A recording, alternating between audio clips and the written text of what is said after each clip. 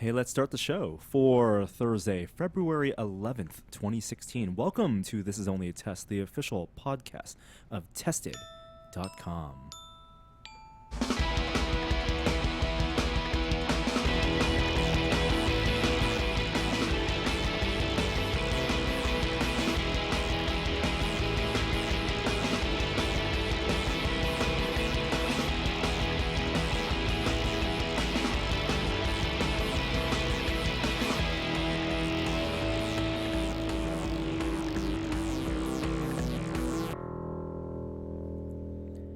Hello, everyone. This is Norm, your host this week on This Is Only a Test. Thank you for joining us on this lovely Thursday. For us, it's Wednesday, and I want to introduce my co-host.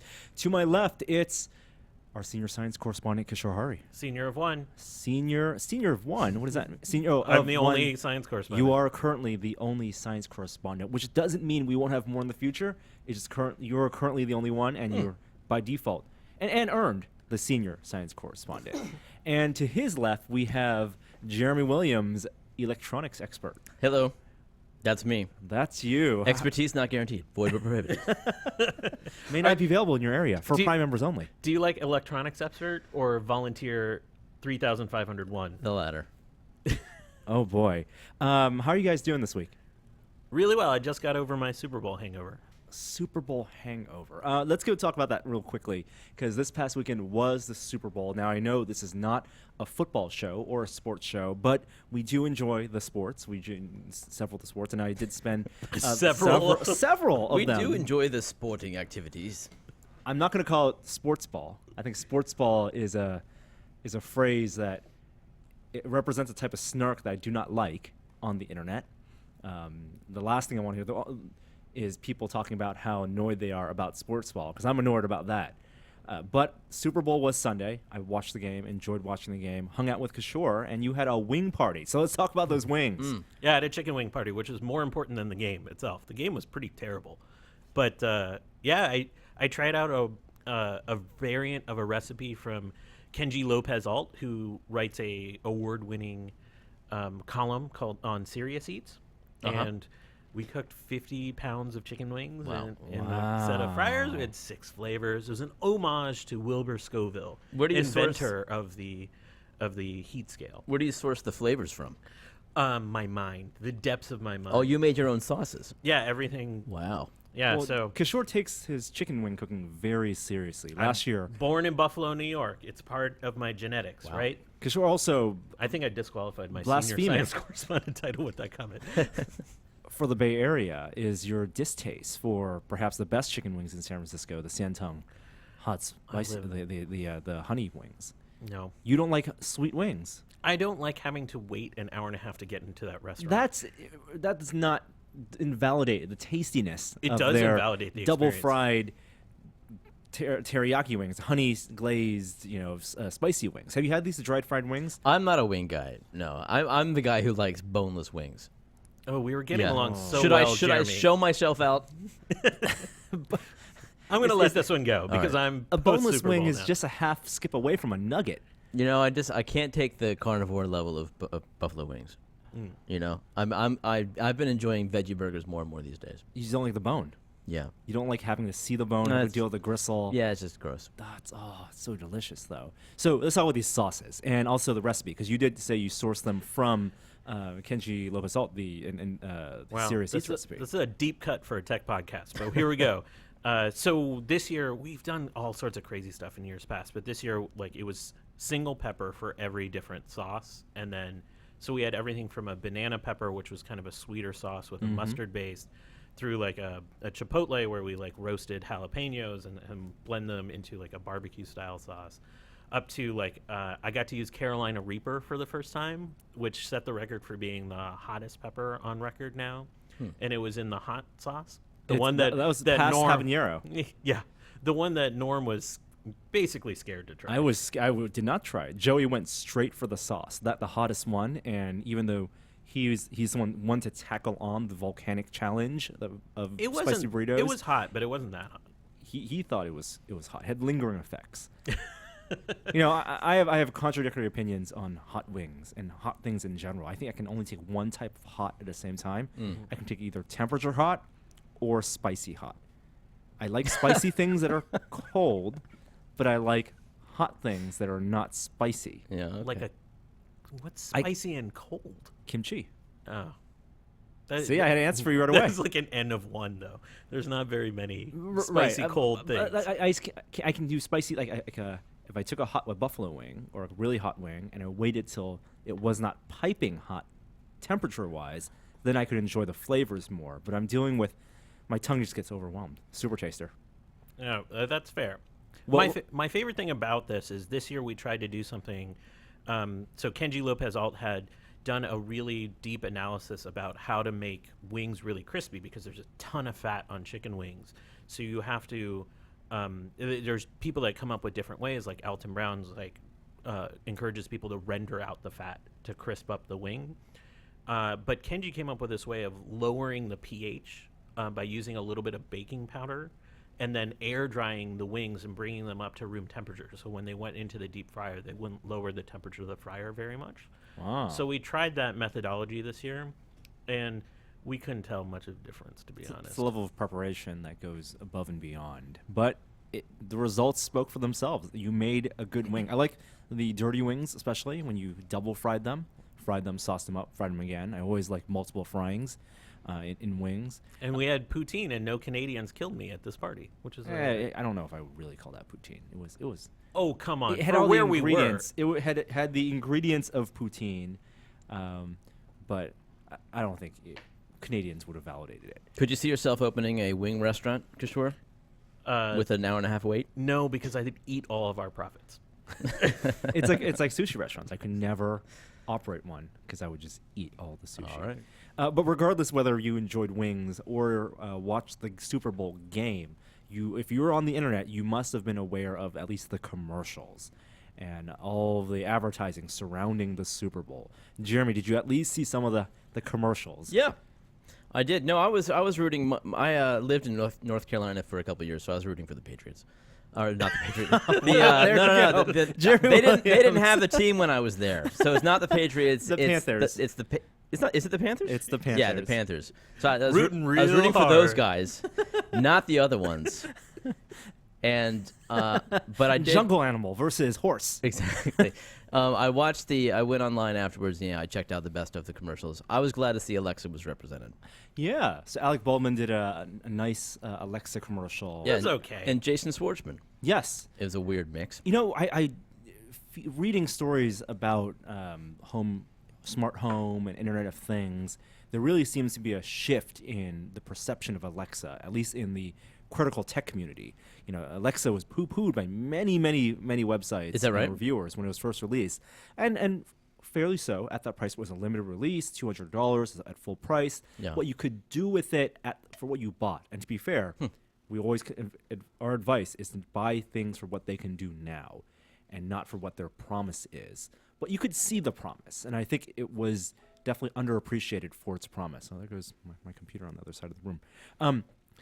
But Alexa getting more traction, has more functionality now. I think you can use it to check the weather, call an Uber, turn on your car.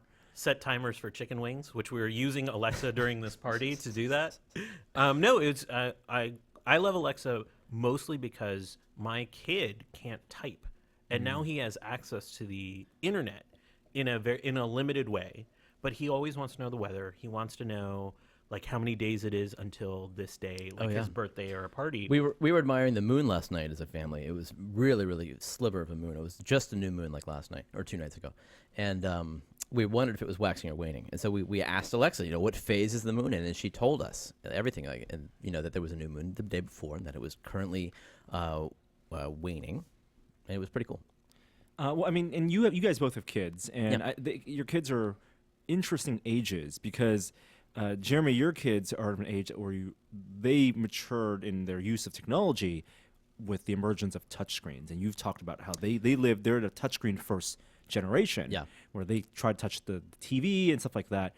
While your kid Kishore is My kid knows not to touch my TV. Well, my kids don't even call it a TV; they call it a computer. the computer, Oh, right? wow. Like they just think it's a screen. There's an app. What's the you know, difference? Apple TV. There's apps Exactly. on there right now. And your kid Kishore is growing up with voice access being a primary input, and as voice recognition gets better, and the cloud computing gets better, and so that's within 5 years almost a generational shift in just human computer interaction. Yeah. And who knows what will be next? And then virtual reality. I mean, 5 years, a kid born now will grow up with VR first. Yeah. That's Yeah. exciting. They're going to see that evolution like we saw computers. That'll be your kid. You can have the VR kid, Norm. That'd be awesome. By the I way, would have a kid just to have the VR kid. there are Easter eggs in Amazon Echo based on those commercials. You can ask Alexa how many Oscars Alec Baldwin won, and it sort of it riffs on what happened in the commercial. Oh, interesting. Can you ask Alexa that why you can order Domino's and that it's not pizza? No, That was why is it not pizza? Because Domino's is terrible. It's Oh, not you mean pizza. Domino's is not pizza Yeah. in general? Yeah. Okay, yeah. So That was a terrible add-on. I think to Alexa. when we talk about AI, those type of pre-programmed answers, the surprise and delight answers, where there is a writer, it's not a room full of monkeys. Right. It's like a hired writer to put those things into the system. And Siri does a lot. Apple's done it with Siri with the clever answers. That's not AI. That's just scripting. Absolutely, brute Right. force. But we can't undervalue the contribution that gives to the service, because it is those little things. It's just like screensavers. About that. I found something on the web. Jesus. Oh, Siri. Siri. Oh my god. So jealous. Yeah. I didn't know where that was coming from. That was my phone. I'm turning the phone upside down, so it can't hear me. So I can't see its face. Okay, Google's not so No. Let's just go through all of them. worried about themselves. But and Google doesn't do the clever responses. They pride themselves on the knowledge graph and giving you the Yeah. answer for the thing you're seeking. But the pre-programmed responses, that human touch, even though it doesn't scale, because you can't have 1,000 Yeah. writers putting tens of thousands of clever answers, and that actually adds so much to the experience, as you can attest to, for the kids' usage. It makes for- you smile. Yeah. and it really goes beyond the convenience factor. It is the user experience factor, just like screensavers on Apple TV. I think that Google's got the right approach, and eventually they will land upon the same kind of humorous responses or human-like responses, but it will be through a more, algorithmic approach, and it will be more lifelike. They're taking a long way there, Exactly. and I think what you might say that Apple and Amazon are cheating by bootstrapping it, but I think we can't dismiss that. Nope, It absolutely. it actually I get you. has a valuable effect. Some other commercials that popped up. What was? Oh God, I know it has nothing to do with technology, but the stop motion constipated intestine was the thing that stuck No, with me. that and like the weird like Mountain Dew. Oh, the puppy- puppy monkey baby. See, they're Oh, effective that was commercials. weird. They're effective because we can recall it. Yeah, it's effective in that I will never have Mountain Dew again because I'm reminded of that weird Genetic hybrid. genetic creature. What was it? It was The Mountain Mountain Dew, caffeine, which it already had caffeine. Why are they saying Extra that? caffeine And some what? flavor? It was some morning Juice. drink. Juice. Yeah. Oh, jeez. Oh, so it's probably for kids. It's for people who find puppy monkey babies amusing. Yeah. Abominations of nature. Did you like the Kevin Hart Hyundai ad where he could track his Hyundai on his watch? Right. The first date, the daughter's date. Oh, I didn't like that. Yeah. It's you not like- Is that because you don't like Kevin Hart, or is it because I was actually hey tracking your car by your watch? That seems Car- like good integration. car technology is also one of those things where there's so many features thrown in for the sake of being features that may phase out over time, but it is because they need to have annual updates. It's almost like, we're super critical of smartphones that throw in novelty features like stereoscopic screens or dual cameras. 3 years ago, HTC had those phones and no one ever used them. Now cars do this all the time. And to be fair, some of the shit they throw on the wall sticks and works. And I think like touchless key entry and car starting, that works. Backup cameras, obviously a huge deal now. But there are some things that you just don't need. It epitomizes that CES feature creep. Are you that- saying the tracking capability is something you don't I like? think that totally, and you see it exemplified in those commercials. I don't know. I'm sure that his daughter had a phone that she could track. It wasn't necessary to give away your brand new car. And the whole thing just seemed a little bit campy with him poking his head out of the carnival thing and everything. You didn't believe the narrative. I didn't buy it. You didn't buy it. You didn't buy the narrative. And you have a daughter too, so this was like No, you're right. No, and I'm terrified. Maybe that's what it is. Maybe it's just complete denial. Hey, there's a lot of actual technology used in the Super Bowl. There's a really cool every year the Super Bowl comes around, because it's every year. You see tech stories about the technology, the way it's filmed. Obviously, when the transition from SD to HD, there was a big thing. Now on demand, CBS, which has the rights to broadcast Super Bowl, talked about like 31 million people streamed it at some point, which is a huge deal. Leading up to the Super Bowl. Wait, streamed what? Stream the game as opposed to watching it Where on could you TV. do that? You could do it on phones. we and streamed it laptops. off the Roku. Oh, wow. yesterday Roku, as, yeah. as part of a fourth television during this party. Using which service? We used the CBS Sports app, but it was also native in the NFL app. Oh, cool. And it's one of those things, like, I think streaming live events and sports games now is normal, completely normal. I do it all the time for basketball games when I'm in the airport and it's not on the TV. All requires. And this is one of those reasons why that Comcast and that DirecTV lock on your digital ecosystem is so strong, is because that one login gets you access. They have the deals. It's not just that they serve ESPN over the pipes, your cable box. They also let you stream CBS, NBC, ESPN on your phone with that login. What I really like about some of these big events is a lot of times you can view different angles. Like you can view a specific camera with the stream that you can't see, or set up like multiple screens within the one interface. MLB does this great. MLB is one of the huge pioneers. And a lot of people don't realize the different NFL, NBA, MLB, even though they're the national, they all have similar logos, completely different private companies running completely different digital ecosystems.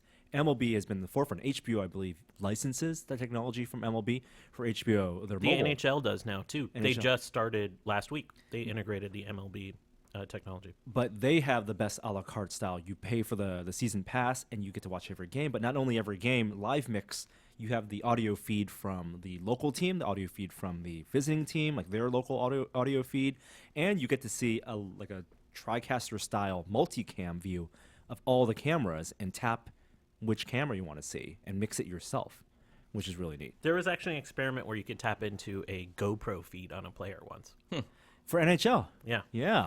Yeah, the wireless stuff there I don't think worked that well. But yeah, in terms of the broadcast, of course, there was the famous yellow first down line. And Vox.com did a video, every year you'll see this. How does the yellow line work? And it's a lot of cool computing technology. The yellow line, for people that don't know, it marks the first down, like the 10 yards or what it would take to get to the first down for the team. And it is a piece of CG. It is a piece of CG that uses the field as almost a green screen, but it's not just marking the yellow line for the multiple wide-angle cameras, which then move. There are tracking markers on the cameras that track their position, their yaw, their tilt pan and tilt, zoom. and the zoom. Those are tracked. That information is fed to their computers. The field position and the field color, all the different spots on the field are mapped in a digital model. Yeah, the colors of the uniforms. The colors of the uniforms are tracked, so you know that when a shoe steps over the line, it looks like it's on top of the line. That itself is incredible. That's the neat part. And all of it adds only about a second of delay between recording and broadcast. I think it's even less than that now. They keep shrinking that timeline. It's the best technology. It actually originated when NHL had a glowing puck. Oh, the famous 90s glowing puck. Which was like wildly rejected by fans of hockey. But they used that sort of infrared technology that was in the puck to sort of seed the development of this optical technology. Well, think about that. That's a different type of tracking, though. With the puck, Yeah. you're tracking a marker that's inside the puck, infrared, as you mentioned, and then you can do an overlay. Yeah, it was the same engineering team, though. Right, same team. But then with the field, for football, there's no individual thing that's tracked. It is the entire field, and then the players on top of that, and the line is composited underneath and over and underneath multiple objects. They also introduced a force field this That time. was so dumb. So in football, to score a touchdown, only the ball needs to cross a plane into the end zone, and so they overlaid a actual vertical plane that looked like a force field to show the ball crossing through it. Again, using this technology, there's so much of this visual stuff. You wonder how much of it, if the computing power is there and can get miniaturized, how much of that will actually get into the players' visions and the coaches' visions, going into the future with augmented reality. I don't know. It certainly makes for better TV. I mean, it seems like, people who like sports are increasingly people who play video games. Yeah, there was a big AR ad that Microsoft released showing a demo of what HoloLens will look like watching football. It seemed a bit too far. It seems like the yellow line is definitely useful, but a lot of the other overlays have not stuck in that same way. Yeah. Well, other technology used during the Super Bowl, as it was set in the Bay Area, Santa Clara, 50 miles south of San Francisco, was facial recognition. Security was a huge deal at the Super Bowl. Yeah, I went to an outdoor hockey game at that stadium last year, and they during one of the intermissions they said, "Hey, we're going to take a gigapixel picture of everyone in the stadium, and then you can go check yourself out afterwards." And they've been doing this at the Super Bowl for a while, and Vice released a report citing a ACLU lawsuit indicating they did this going back to to 2001, pre 9/11, and actually used the facial recognition software to detect to look for people that had outstanding warrants. Wow. Don't go to the Super Bowl if you have an outstanding warrant. And it made 19 arrests. At the Super Bowl? No, just later. Later? Yeah. How did it help them that they knew that they were at the Super Bowl? Well, I don't know if they made the arrests at the Super Bowl, but they identified 19 people that That's had interesting. outstanding warrants there. All right. I would have expected Wow. more. Yeah, security. They talked about how they had a command center, undisclosed location, where all the government agencies, FBI, and local law enforcement had basically a command center. If you watch like 24, this was their CTU, set up specifically for the Super Bowl with miles of networking cable. Did you guys go to any of the stuff? No, I didn't get the chance to. So to I cover went that. down to some of the stuff. There was also a lot of beyond the unprecedented show of force, there were so many different law enforcement officials down there. There was some stuff that was out that I'm like, I don't know what that is, that I had to go basically Google back.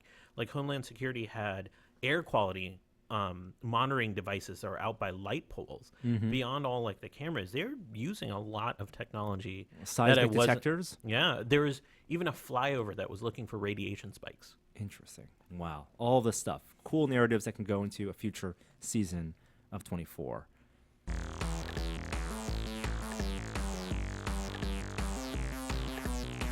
But hey, we're bearing the lead here because we have some important news this week relating to people in this room, and that's that Star Trek is coming back next year, January 2017, and they've announced a showrunner. So the Star Trek universe, there's obviously a Star Trek movie coming out this summer. Justin Lin's directing. It's the Fast and Furious, Fast Two 4, Trek, Fast Two 5. Furious. Yep. Yep. We've And panned that trailer pretty significantly on this and it's Star podcast. Trek's 50th anniversary, and CBS, which has the broadcast rights for Star Trek. We like Star Trek. They're doing a new TV show set in that rebooted 2009 universe. Completely new cast, new aliens, new story, but it'll be a series. And they've announced the showrunner. Mm-hmm. It's Brian Fuller. Who's that? Brian Fuller is the creator and showrunner of shows like Pushing Daisies, more recently Hannibal. He did a show called Wonder Falls, and he also did a very short-run Munsters remake on ABC, Mockingbird Lane, which was also very well received. Doesn't he have some Star Trek DNA, though? He does. He also worked on DS9 and was a co-producer and writer on Voyager for 80-something episodes. Wow. So Star Trek is in his heart. All right.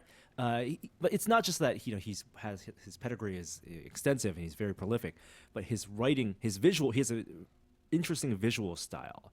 I never saw Hannibal, but it was very well received. Yeah, Pushing Daisies is probably the best illustrator of, Is that good? of his forward visual style. Yeah, and it's not that there's a particular you can't say it's lens flare or something. It's not like a singular visual style, but it's that he pays a lot of attention to the visuals of whatever show he was It was working very on. vibrant, though. It was Yes. very there's lots of colors. And when I think back to the original Star Trek, I think about the green aliens and the landscapes, and there was a lot of contrast. And so that does give me a lot of excitement that he's involved. I thought Pushing Daisies was really underrated. I thought it was a great show. Yeah, it's a fantastic show. Lee Pace. But Could you see yourself paying for this streaming service in order to watch it? And that's the thing. This show, Yeah. while the first episode will premiere on CBS on January 2017, the rest of the series is going to only be part of CBS's all-access digital subscription service. I wonder how long it will take to come out on video, because that's probably how I will end up seeing it. That's the thing, too. I don't think that this one show is going to be able to anchor their Netflix competitor or their Amazon Prime Video competitor. And while people who may get that as value add as part of their Comcast service or whatever CBS deal they have will enjoy it, it's like every show that's exclusive. It's going to get pirated to hell.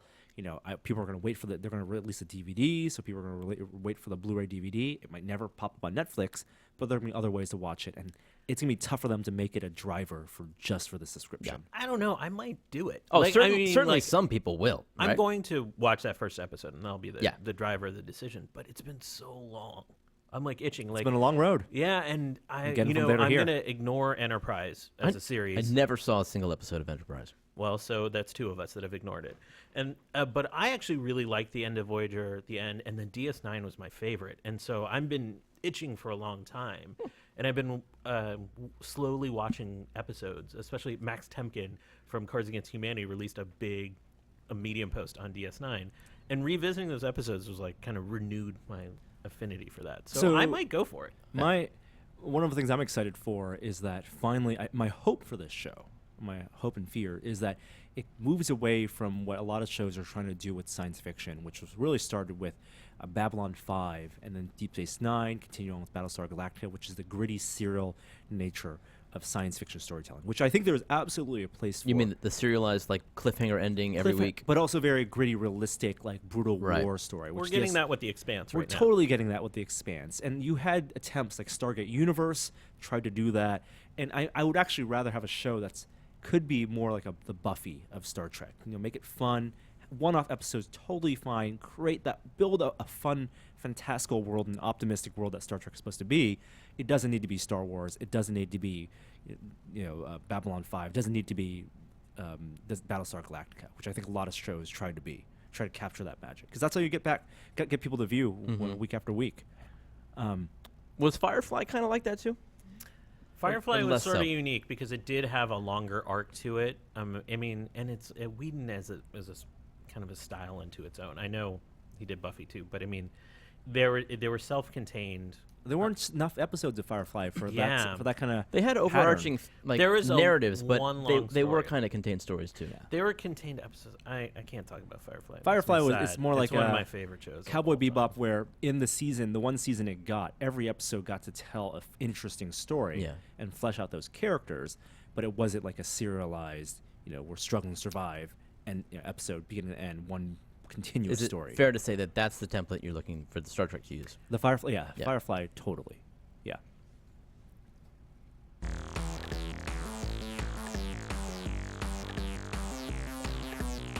But wait, we're also bearing the lead because also important news related to people in this room. Ready Player One delayed. Thank goodness. That's a March 2018. It was supposed to come out the same day as Star Wars, because Star Wars was delayed to the Ready Player One date. Oh, so someone had to budge. Yeah. And Spielberg moved. I was planning a double feature, personally. But, yeah, good for them. I don't think they've even cast the leads yet. Yeah. It's a movie that's it feels like it's getting away from us. You mean it's gonna be even more outdated then? Yeah, so there was when Ready Player One, the movie was announced, and the book was really hot. VR is currently still very hot. The book came out before the Oculus Kickstarter, even. Right. It was like way ahead of its time. And there was a real interesting opportunity, not only from an adaptation standpoint, but from a relating to the ripping the headline standpoint of using this movie as VR is emerging, in the 2016, 2017 atmosphere, to use it as a way to project forward. Just like, and Spielberg's done this before, Minority Report, as human tracking and privacy concerns were getting real. He got futurists together and created a believable futuristic world that reflected our own thematically. But you can't go up against Star Wars. You'll be forgotten. I know you can't go against Star Wars, but I feel like the relevance of Ready Player One for a mainstream audience to be this kind of marking stone for how the public sees VR will just become outdated. I don't think so. I think that the ramp up that we're going to see this year is going to be exciting for us, but I don't think it's going to be Spielberg mass market potential until closer to the new release date. Like, okay, so another way for me to frame this is the perfect version of Ready Player One is that it becomes a movie of its time. Great Spielberg movies and great movies of the 80s and 90s are definitely of their time. Yeah. They reflect the beliefs and the technology, and we can look back. They were exciting because when they came out, they were very forward-thinking. But when we look back, they are definitely a reflection of that era, not of the era that it's playing as. And so I want Ready Player One to be an accurate reflection of the emergence It's of VR. still- What media, what Yeah, I think mainstream it's still media. going to be time. It's still going to be a science fiction movie. It's still going to be way ahead of its time if they follow the book. Right. Metaverse isn't going to be around yet. Right. Yeah. and Like that MMO that is described in the book took 10 years to develop, and we're just at the tip of the iceberg. And won't this be that. like Gen 2 consumer release of some of the Hopefully. the headsets? I mean, Yeah. it would be about that time frame. Yeah. Wouldn't that? That's interesting. It is. It will be if they continued the release cycle, in the March release cycle. That would be release time for the next Oculus. I just hope it doesn't feel outdated as a vision of the future. That's not very Spielbergian. I think he tends to. Well, I think the book already will. Well, who knows? Yeah. 2018. Yeah. It's only 3 months later than it was going to come out. Tell a good story. I mean, and also the references. You're pulling farther away From the 80s. That's true. Like the 80s nostalgia. We're in a period right now where that's kind of hot. Yeah. Who knows in a couple years how that's going to feel? We might be edging towards the 90s. at All that those point. 30th anniversaries will be at an end. Well, 'cause most of them, yeah. Most of them. Yeah, Yeah, that's only right. 2 years left That's of right. 30th anniversaries. That's an and it interesting wasn't late 80s. It was really the core of the 80s. Yeah. Had all the movies. Personally, I'm just hoping for a good movie. That's all that I want. Spielberg did make The Crystal Skull. I can't let that go.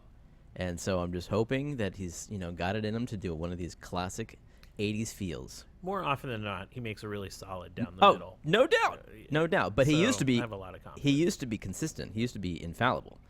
Now he's, like anyone. I also hope he doesn't lose interest because he's been attached to so many things. Robopocalypse, directing the Tintin movie. He was supposed to trade off with Peter Jackson. So Yeah. Who knows how much effort he'll want to put into it to make it the movie that we hope he can make it.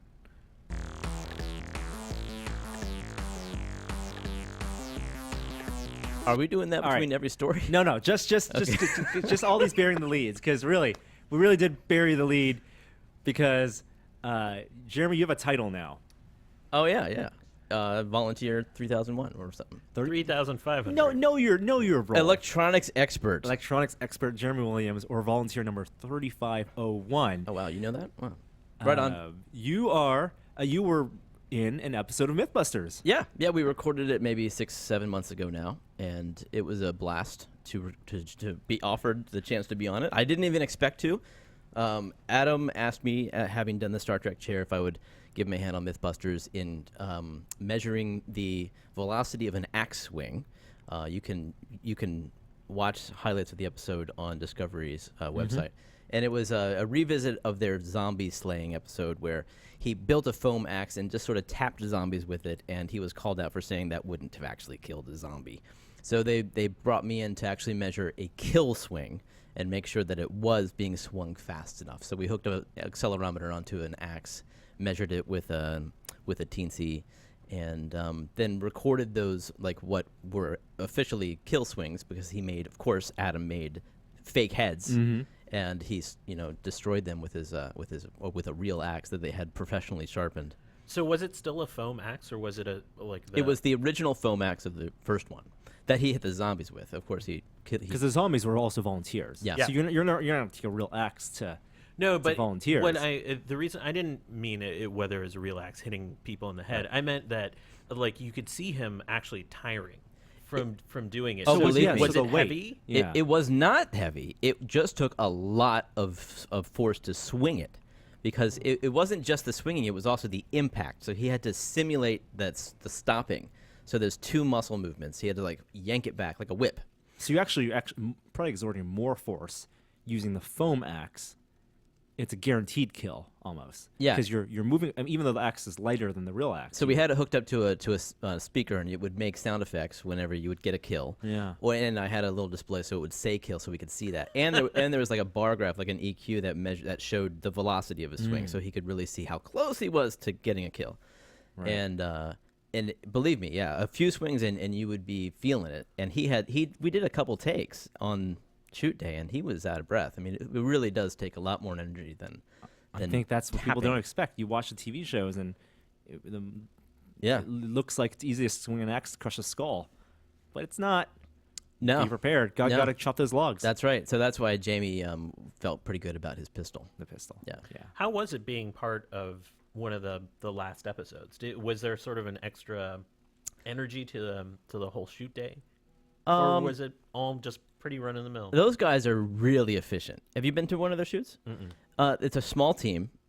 It's like less than 10 people, and no one there has been there less than 6 years. Like, they have very good chemistry, and so they're just very, very good. They have a very well-oiled machine. There was no time for nostalgia or to think back. It was collaborating between the director and Adam and getting everyone in place for the shoot. It was a really cool thing to watch.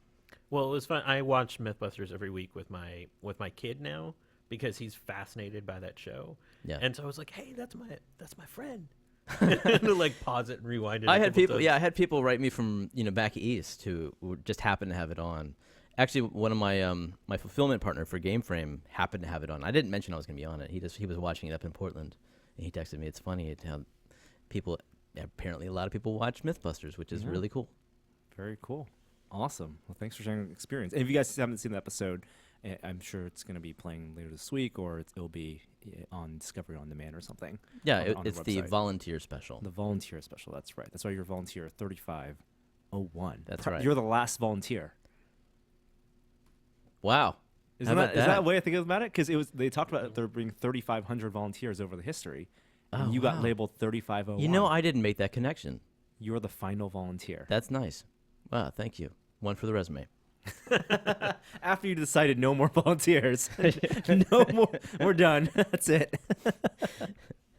Well, unfortunately, on sadder note, other things that are done, GameTrailers.com announced that they were shutting down this week. Now, I know this is kind of inside media, inside baseball, but I think all of us had an affinity, at least, for the good. website. I didn't know you guys shared that. I really liked Game Trailers. I feel like I would be the last one to stop watching their reviews because they kind of pioneered that video-only review style in the face of what was the thing on Tech TV that Morgan Webb hosted with not Attack the show. it's like X-Play? X-Play, Yeah, yeah. it's like that was sort of the style with talking heads and people talking to you about the game. But they did the strictly game footage with voiceover, and it was always the same voice. It was always well scripted.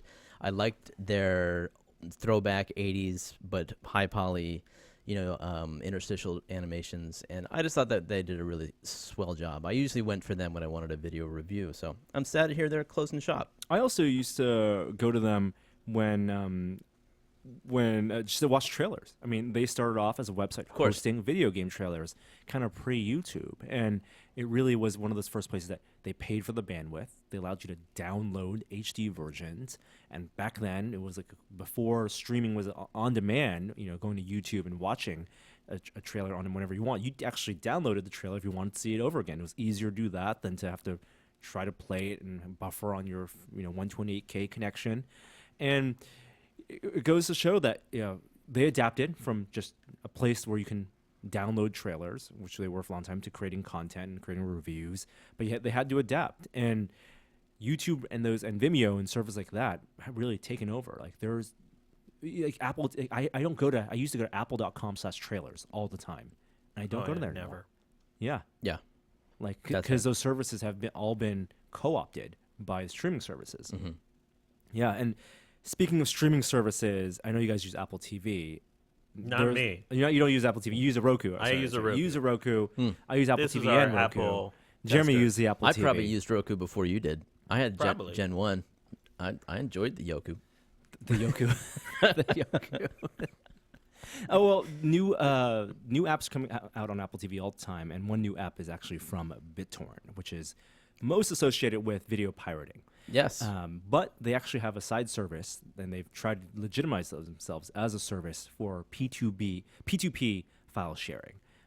They have an app where you can have like a Dropbox style P2P, within a group of friends or shared users, send files to each other and use your own bandwidth. Yeah. And now they're it's kind of like a Dropbox It is. without the centralized server. Right, exactly. And so their advantages are it's all localized, all encrypted. It's never stored permanently anywhere in the cloud. It's just on your servers, taking advantage of that P2P connection. Well, they're using that P2P for live streaming now on Apple TV. Now, I don't know if that's going to be able to tap into pirated streams and stuff like that, but basically without having to set up data centers and use Amazon Web Services or buy data centers from Microsoft, they're going to stream videos and let people upload videos and stream them. So I'm excited to try that out. Have you downloaded, or is that something you're interested in using? No, I probably will. I think it's interesting because it's the kind of thing that would only happen with an open app store, an open in quotes app store on the Apple TV. Apple. I can't see Apple blessing this as an app in the last generation. Like having the app store is the kind of thing that opens it up to this kind of thing, which is wonderful for the Apple TV. I think the Pirate Bay also announced they're going to start streaming. Is that right? Yeah. So that's definitely not going to make it into the App Store. No. Right. That's not going to happen. Although there are, Usenet like piracy apps in the App Store and things like that.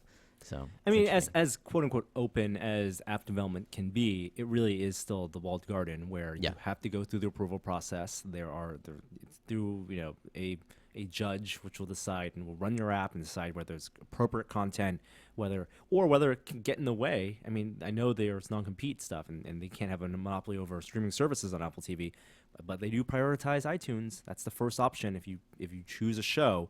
HBO Go and Hulu and Netflix will show up. But it's also, would you like to rent it from iTunes or buy it from iTunes first? Two separate icons. Yeah. Rent from iTunes or buy from iTunes. And so Apple's looking out for their own business. Is there an Amazon Prime app in the App Store Not yet. It's still not there. I think it's in the process. I haven't checked recently, but as of my last check, not yet. But I think it's supposed to be coming. So Amazon obviously had that done. Yeah. I wonder if they will start selling Apple devices again. Or at least the Apple TV, because they do feel sell like some they things. won't. Yeah? I feel like Too there's much bad blood. So much bad blood between Amazon and Apple. And but also speaking of gatekeeping and walled gardens and supposed openness, hardware is also something that can be locked down, and something that is locked down is overclocking. Yeah, on Skylake too, which I was surprised to hear about, that Intel is going to limit overclocking. They're actually shipping a firmware update that's going to put in a microcode that doesn't allow you to overclock your Skylake. At all? At all? Yeah. That's unbelievable. Which actually kind of freaked me out a little bit because, I know what the specs have said for Rift and Vive, but I'm deeply concerned that you're going to have to overclock at some point to deal with different updates for those devices. I don't know about that. Really? You don't No, think so? I think overclocking is never going to be a necessity. And it's always just going to get you a few percentage points. Yeah, but those of few percentage improvement. points might be really important And- inside some of these games. But for Oculus, I don't think the CPU is important as the GPU.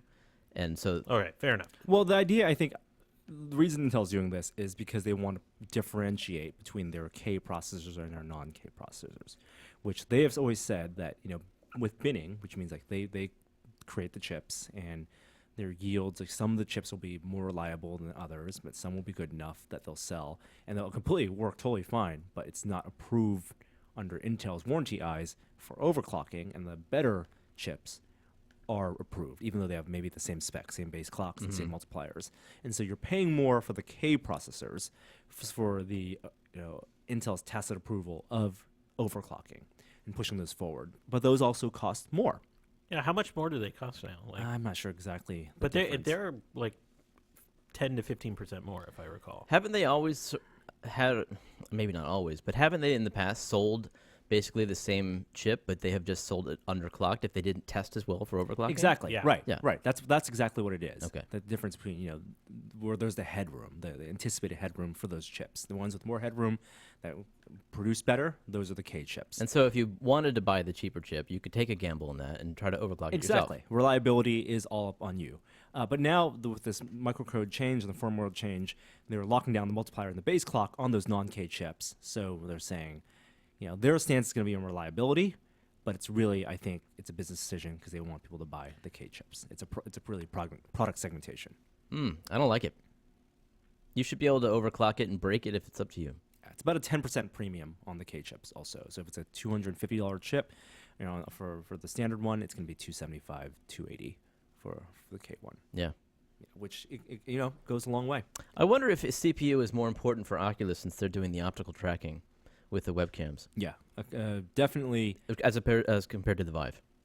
Oh, interesting. That's something that hasn't really been tested. Yeah.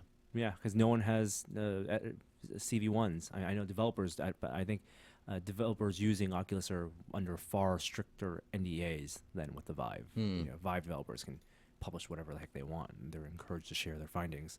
But yeah, I mean, definitely it's it's costlier to produce those photodiodes than they are to have. Those IR LEDs are cheaper than the sensors, the optical sensors. Yes. On the Vives. Right. So just from a cost standpoint, I'm gonna play a transition.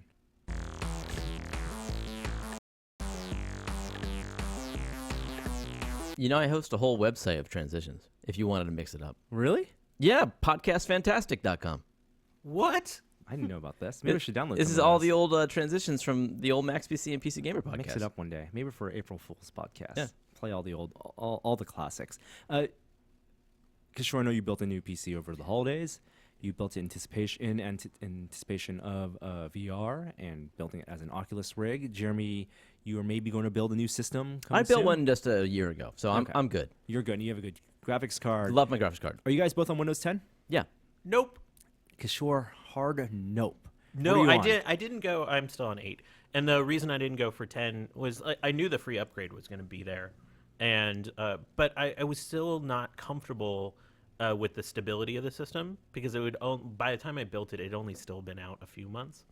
But more importantly, there was still some issues about how it was updating, and patches. It was very Windows 10, you mean? Yeah, they weren't revealing information about what they were doing. Well, on both those fronts, you may, if you're still running Windows 7 or 8 or 8.1, and you're holding off on Windows 10, and you have automatic updates turned on, you may want to check your settings because Microsoft has moved the Windows 10 upgrade from just a purely optional upgrade to now built into the recommended upgrade. So in Windows Update, there are usually two categories of updates. There's the essential updates and the optional and recommended ones, and then completely optional ones. Windows 10 is now bundled into the recommended updates. So if you have the checkbox where your computer just installs the recommended updates, you might wake up one morning and have Windows 10. Now, you've probably been downloading parts of Windows 10 already. That Microsoft's been pushing that up to people for a long time, and they're not going to stop doing that. They say it's, even though it'll take up more of your disk space and your network, this is to make the upgrade as easy and convenient as possible when you're ready to make for it faster? To make it faster, which is, it's kind of BS. I wish you could check that off if you're you're sticking to 7 or 8. But check your update settings. And if you wake up one morning and you have Windows 8 installed, you can roll back. They're not going to make it a permanent upgrade. But a lot of people, Microsoft, I think, is banking on it just happening and people being happy with it and being stable enough. I think Windows 10 is definitely stable enough, but I know there's plenty of people who, for one reason or another, like Ashore, aren't ready for Windows 10 yet, and that's totally fair. And so make sure to check your settings because they'll be moving. It's in the recommended upgrade now, but they're really they're pushing. It's part of their phase 1 of their plan. Only for Windows 8 users? And 7. And 7. Yeah, Wow. 7 and 8.1. Now, Kishore, you said that one of the reasons you're hesitant to upgrade to Windows 10 is because Microsoft hasn't been very transparent about all the automatic updates that happen in Windows 10. When you have Windows 10 installed, your updates are automatically installed every time. They'll keep you up to date. It's one of the ways they keep everyone on the same footing in terms of security. But Microsoft just released a Windows 10 update history website. So you can track what so changes you can finally were made see week to week. Like in that old school Microsoft way where it would be like changed, fixed security issue on this. Knowledge base KB, Yeah. 3,501. Right. Jeremy now recognized as Mythbusters volunteer. What are you talking about? I select your 3501 number. Right on. So Windows 10 isn't something that's pirated, really, because they're still offering the free upgrade. And I think Microsoft is transitioning to. I mean, they still charge OEMs, however much there's still money being made in Windows, but from a consumer standpoint, it's not as big a deal on their bottom line as Windows 7 and Windows 8 was, or Windows even the previous versions. So Windows 10 pirating is definitely not as big a thing, but there's definitely a lot of pirating going on. And one of the big questions is, how much does pirating affect actual sales? That's right. There were more copies of Doom being played online at one point than there were copies ever sold. Ever sold. Yeah. Right. Like there were more games being played at one moment than games that were ever sold. That's amazing to consider. Now, there are multiple sides of the argument. Obviously, I think pirating, definitely a bad thing. Some people make the case of convenience. Some people make the case that when more people there's network effects. When more people have it, it's like the shareware effect, and eventually people will pay. And obviously, free to play has become a huge thing. It's a proven business model where you can sell hats and sell customizable skins and rotate the free offering every week. You need a lot of players to make that work, though. But and with game releases like The Witness, launched at $40. Made a ton of money. Like he didn't undervalue his game. Jonathan Blow didn't undervalue it. Didn't sell it at $15, the quote unquote price, the expected price of an indie game. Sold it as not a $60 game, but a $40 game, and made more in the first week than Braid did in its first week or first year. But I didn't definitely know it paid off. Cool. And people paid for it over PlayStation. They paid for it over Steam, on PC, on Xbox, or was it Xbox also? Maybe it was PlayStation and Steam. But it was people definitely pay for games, and the infrastructure set around Steam and the closed systems on the consoles have helped facilitate game sales. I think it's kind of proven that those storefronts help. But what's unproven is whether if games aren't cracked, whether the sales will increase. And this is a bold experiment. There is Can we agree that they would? It's just a matter of how much. I think they would, absolutely. But I think so too. In a vacuum, absolutely. If game cracking was impossible and no one did it, and the same amount of marketing happened, then yes. Okay. I think at least in the short term, sales would absolutely. Day one release, sales are going to increase. Same thing as TV ratings. If it was impossible to pirate Game of Thrones, more people would have subscriptions to HBO. Exactly. If it was impossible to share your HBO subscription password and pirate it, more people would pay for it. But the how much is the real question here. Yeah. So, a game cracking group, a Chinese piracy collective called 3DM, has decided in their internal Illuminati meeting, the Illuminati of game pirates, that they were going to try not to crack any more single-player games as of this Chinese New Year, like 3 days ago, and then a year spent away from the cracking scene, they'll evaluate to see if sales have changed. Now, there's no control. Yeah, that's only one group. That's one group, and there's no control.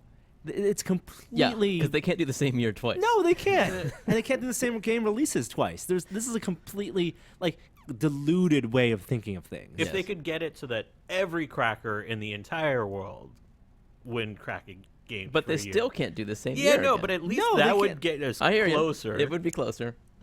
Yeah, That's ridiculous. It's silly. I think it goes to show how diluted these pirating groups are, and the arguments they make are just so within the world. They're trying to rationalize stealing in a way that. I mean, the argument for convenience is the biggest one. People say the reason they pirate is because the offering isn't there, and there are a lot of they're not waiting for it used the to be bureaucracy and right, the but politics. It also used to be that piracy was the only way to download a game.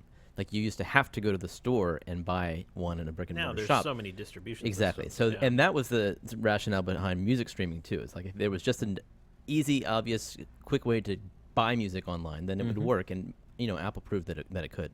And they pirates make the argument that they're pirating as a way as a vote, as a way to use their spending dollars to vote, and that they if it was available more immediately and more conveniently, then they would pay for it. But I think that's a bunk argument. I don't think that definitely applies for the vast majority of pirators who their most compelling argument is they don't have to pay for it. I'm going to bet that they No, actually had a bunch of people that were just like, I'm tired of doing this. And they're like, what if we the just lazy call it pirate. a year taking off? Like, The great experiment. Yeah. The great altruistic pirating experiment. Well, pirates do grow up. They you're right. I mean, maybe that is what happened. Maybe they just decided this is not something I want to do anymore with my life. There weren't some youngins coming to take their spot. I don't even know what it takes to crack a game these days. It seems like it's gotten pretty hard with all of the online checks that you have to circumvent. Yeah, I love the way that some games have put in code so that when they're pirated, or maybe they seed the quote-unquote pirated version, they know that the game is pirated because they're getting different storylines or different gameplay. And a lot of people who even stream their games on Twitch have been proven to be have pirated copies. I'm surprised that. Is there anything in the witness that knows that that itself, like, does the witness have code that detects that it's been pirated? I don't know. And maybe makes a puzzle impossible to solve? Oh, God. And it would That just would be just such a move. drive the player insane. That's psychological That warfare. game's hard Yeah. enough as it is. Exactly. That's why you would never know. Oh, boy. Well, pirating is a touchy subject, but I think the even more touchy subject on the internet is ad blocking. Wow. And I don't know if there are two sides of the same coin, but definitely from a content creator's perspective, people who block ads, would you call that pirating the content? No, I don't call it pirating the content because of how intrusive and how ads really block the experience on a lot of devices. Like, there are certain sites that you just can't visit on mobile because they're impossible to read the content at all. But what was interesting is that Wired has come out and said they're going to start restricting access to articles in the next couple weeks if you have an ad blocker. And there's been a couple sites that have done this, but I don't think anyone at the size of Wired. I've gone to a lot of sites that have said, like, we notice you're using an ad blocker. We'd appreciate if you don't use it on our site. But this is the first time I can recall a major outlet And they doing this. released statistics saying that based on their research, how many percentage of their users, daily visitors, use ad blockers. 20% now. 20%. So is that a matter of, do you think someone's going to win that battle? Or is that Wired saying, we don't want that 20% because it just costs us money? No, I think, the way the article reads is that they would like you to add Wired to their whitelist on your ad blocker. Absolutely. Yeah, but, which is like but a if totally reasonable But if request. people won't do that, is Wired fine with that? Because Well, Wired's just not going to let you read their stuff. exactly. They're Yeah, also and using it as so- a way to usher out their subscription service. But So they're losing mind share by doing that. And there is a cost to doing that. That even though it's not a monetary one. Well, Maybe. th- Do you these think are all the there's gonna- same. If you just switch a word here and there, it's the same argument as the pirating Doom. Doom's losing playtime share, mind share, if people didn't pirate it. If the Right. Exactly. And so it's a very touchy subject. Yeah. And I completely agree about the ads and the usability of websites and adding your sites to your whitelist if you like the content and you know that it directly affects the users. But you don't see those effects, and you don't see them for other types for media as well. Movies, like a studio doesn't go under if the movie was pirated so much. The studio usually, because most of it's in the box office receipts still, right? How well that performs, but websites do go under, and people do go, like game trailers went down ostensibly probably because they didn't have a sustainable business model Right. to run that operation. I mean, who knows what else was going on, but people don't know what's gone until what they're missing until it's gone. When the New York Times went to that subscriber model where you can read 10 free articles a month, did that affect how much you're reading the New York Times? No. I It hasn't actually just affected me either. changed it to now I realize when I hit that 10 a month. Yeah. Same here. I don't think it's going to change my utilization of Wired's content at all. Like, I don't feel that sort of like, oh, how could they do this? Like, pushback feeling. So you will whitelist. Yeah, I already, as soon as I saw the article, I whitelisted. Oh, interesting. Well, there you go. Case study. Did you guys know that the Hateful Eight was pirated before it was even released? Yeah. I wonder how that, like, they can't measure it, but I wonder how that affected sales. I mean, what would that have felt like to be Quentin or anyone on that production It's team? happened for many movies over the years. You know, Wolverine was specifically a famous movie that was pirated in transition from the editing bay to the special effects studio. So you had basically a finished cut of the movie, but without the special effects, with still green screens. Oh, wow. And that was released online, and the movie still made money. I think it still, did Very well. $100 million, $98 million, whatever that opening weekend. Was that in line with what they had projected? And that's the thing. Projections can be so off. Even And- with Marvel films? Oh, yeah. Yeah. Huh. Oh yeah. Yeah. Because most weather- Hollywood films. Weather can be a huge factor Yeah. in all Yeah. of those things. Yeah. So, like, there is no control. And then you can argue about like the publicity that a movie got, like the interests, and things, trailers are spoilers for movies. And, I don't think that a million people, and you can track how many people, there are ways to track how many episodes of a show or how many versions of a movie were pirated. And you can extrapolate that to dollars. You can say, if a million people pirated this and they're $10 a ticket, that's $10 million that could have affected the box office. But they're also completely different experiences. Like, there's so much gray area about how many people downloaded it, but also watched it, or Wouldn't have gone to or begin wouldn't with. have gone to begin Yeah. with, and or how much that awareness of it. Like, again, you can never tell. Yeah. Like, it's just a thing that exists, and you just have to work around it. And there have been systems put in place, platforms put in place on the game side that have allowed, game developers and game publishers to work around piracy. Work alongside, we'll say, piracy, like Steam sales, that type of DRM. But it's just a thing that exists. Yeah.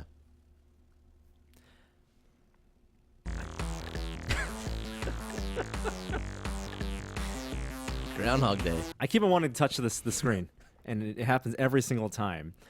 Speaking of ads, and ads do make, unfortunately, the internet go round these days, or at least a bulk part of the internet, not just websites, but also apps and services, including Twitter. Twitter was in the tech news this week for doing two things. One, they announced a new type of ad, which they're calling first view ads. And if you use Twitter and the Twitter app, you may have seen that the first thing that popped up in your feed this week is a video, as a sponsored video. And Twitter has been trying to figure out its business model for a long time. I think this past year, their big push was this Moments thing. And actually, to be fair, I have used Moments to catch up as a news source. really? Yeah. Especially For what? for news things, that for live events. For like an Apple event launch or Oh, no, not when it's a news event that I want to get really granular into, but when I just want to see what the social media reaction is to like a sporting event. Can you describe what this tab even is? So I know a lot of people hate this idea, and I know that, it got rid of like DMs or something in a lot of people's feeds or their apps. But Twitter launched Moments as a way to aggregate and to curate their trending talks. So, for example, Stories that share the same Stories. hashtag? but also I don't know whether it's algorithmically Same or way. editorially, but it's along the Subject. same storyline. So there's definitely a storyline that Broncos won the Super Bowl, and you could watch the game, you could read all the news, and you could follow that Moments thread, basically, where they highlight animated GIFs, they highlight other people's responses, most retweeted celebrities, that kind of stuff. But more like I don't need to see that because I can read the news story, the AP or Reuters story, and get more detail. But I do want to see is, for example, related to the Super Bowl, Peyton Manning kissing Papa John as the first thing that happened after the Super Bowl. That had its own Moments thread because that idea was so trending. And I want to see all the interesting, funny reactions. cracked open a Budweiser right when That's right. So if you missed that moment, and then you can go back to Twitter, and then you can follow, okay, these are like the 20 things that most people retweeted most, and here's the video clip and the things to catch you up on that story. There was no way beforehand to follow that on Twitter. BuzzFeed, I guess, was a way. BuzzFeed did it manually. I suppose there's the trending topics, and you could on the left hand column, like you click on that, and then Right, and this basically is get this same is kind of thing. exactly taking that, but now creating a like a storify or Yeah. a series of tweets. It doesn't bug me that first view ad. No, I think having those sponsored ad posts pop up on Twitter a year or two ago when they first popped up Didn't was an bother me. easy way to block those sponsors. Yeah. And then I never see them pop up on I my mean, feed again. Well, it'd be nice if it was actually better algorithm related to what I care about. Like I get a lot of stuff that is way off base. Yeah. It's the same with like all types of ads and commercials. You know, the more targeted, the better experience for everyone. Yeah. And also going back to things like Hulu, where and even web streaming, sometimes just the variety of ads helps so much. I really don't want to see, and you see it on TV, I don't want to see the same 4 ads over and over again, because that gets annoying. And then there's negative effects. Yep. And that's what gets ad blocking turned on. But that wasn't the worst thing, right? Didn't Twitter announce something? Well, it's been dispelled now, Oh. but there are rumors that Twitter would change the timeline, your timeline. Yeah. So if you subscribe to these 100 people or these 1,000 people, what you normally see, what you expect to see, is their feed and their posts in real time as it happened, nothing filtered. Chronologically, Yes. as they were tweeted. Right. Facebook doesn't do that. They used to, didn't they? They used to. Yeah. Yeah. But because of the way Facebook has groomed its users, its 2 billion users, to not just befriend each other, but just to like things and your feed. And I think it's been brilliant on Facebook's part, because I can be a friend of Kishore and I can be a friend of Jeremy, and I will see stuff on your feeds. And that's kind of like the Twitter model, the paradigm. But then I can also like a musician's page or follow a celebrity or follow an organization or like their group and then get the same type of post from them in my feed. But Facebook doesn't show you all of that because there's too much, because there's so much information that's being posted nonstop. They curate and they algorithmically show based on like the people you interact with the most, and also so that every time you refresh the feed, there's always new stuff. They're pulling things in, information that even if I'm friends with you, Jeremy, but it might be something you liked otherwise on your Facebook feed. It'll pop it up. So they always show you new Right. things. Twitter, you can hit the dead end. You can hit the wall.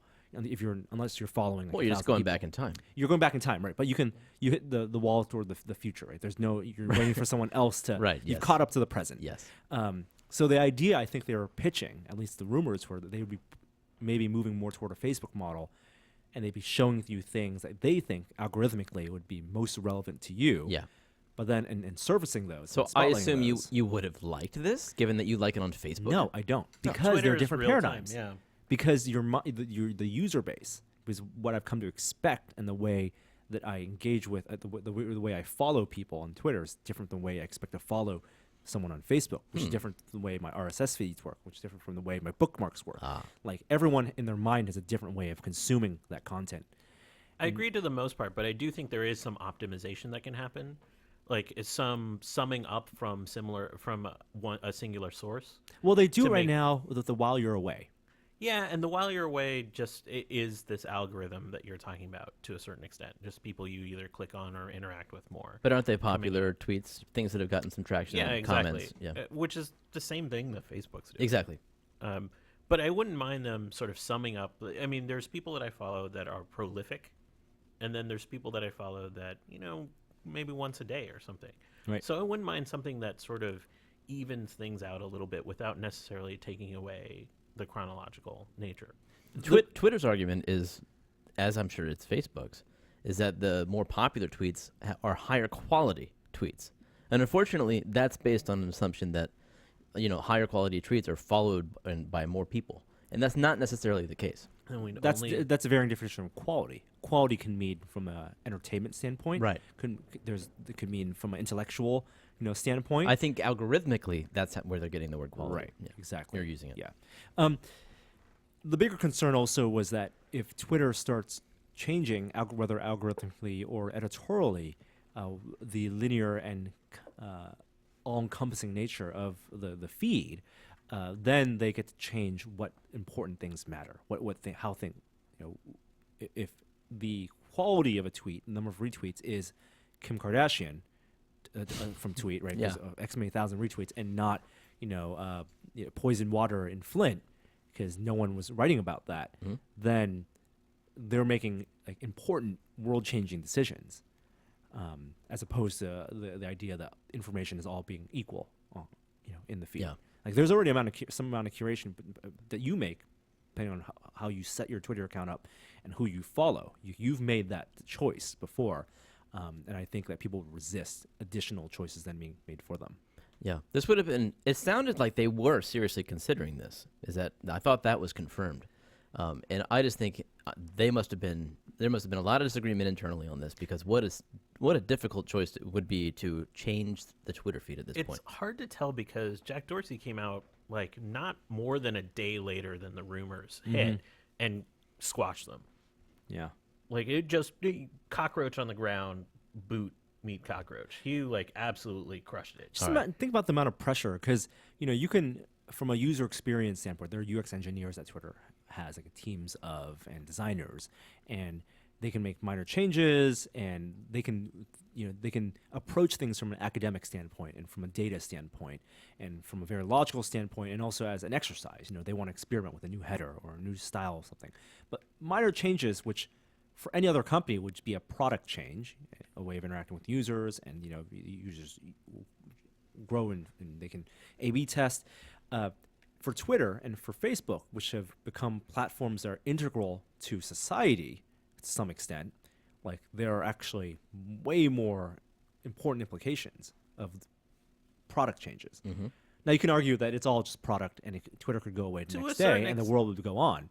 But it's an important platform. It's one. Those are the two platforms that are built into iOS. So like I agree with the sort of Twitter neutrality that we talked about is really important from a news cycle. But it's also the internet, and people freak out about any minor change. I don't know. This would have been pretty big. This would have been a massive change. But I hated it when Facebook changed. I mean, I very rarely use Facebook anyway. But now I get confused when I go there, because I expect a chronological feed. It's how your brain works. It is. I think there's it's easier to adapt when that's how the platform started with, than when you had a certain expectation, you're aligned to think of it a certain way and use it a certain way, and then it changed. I got no transition to the next one. We talked about ads on Twitter. Google is making a change. Now, this is a change I think people will appreciate. Huzzah. And maybe not even notice, but maybe from a performance standpoint notice. What's that? Is come next January, not only will we get a new Star Trek TV show, we're also going to have no more flash ads. How's that for moving toward the future? What do you mean? On Google.com? On any of Google's ad serving platforms. Okay. Oh. No more flash ads. Wow. All right. Good. It's about time. I mean, they've been implementing HTML5 forever on YouTube now. So that's been dead there for a while. So this is just about killing off the remnants of Flash. We talk about small changes and big changes in essential technologies and services having big impacts. And I think Google doesn't get enough credit for how many changes they make in their algorithms from day to day, and their display of search results and their product features that just go unnoticed, and still help the world go around, and probably improve not only their knowledge graph but the user's results, because all they care about is satisfying that user result. They are now also starting to block. There are websites that Google block completely in the search results that you just don't see, and it's just not part of your internet. And then if you force your way there, it makes you really understand where you're going. That's right. That's why there's like a whole sub internet. I mean, most people don't even think about that. Like from our perspective, we find it amusing that maybe in another country, Facebook is the internet. Well, we don't realize how constrained our internet is because it is just Google.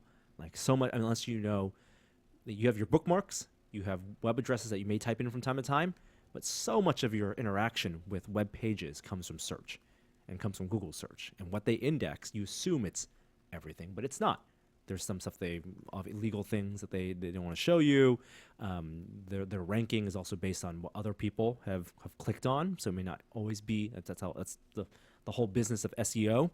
But Google also is now starting to block websites that show fake download buttons. Like Thank all the goodness. Yeah, all the open source software It's like aggregators. SourceForge, Yeah, wannabes, and yeah. Anytime you go to a website and you see a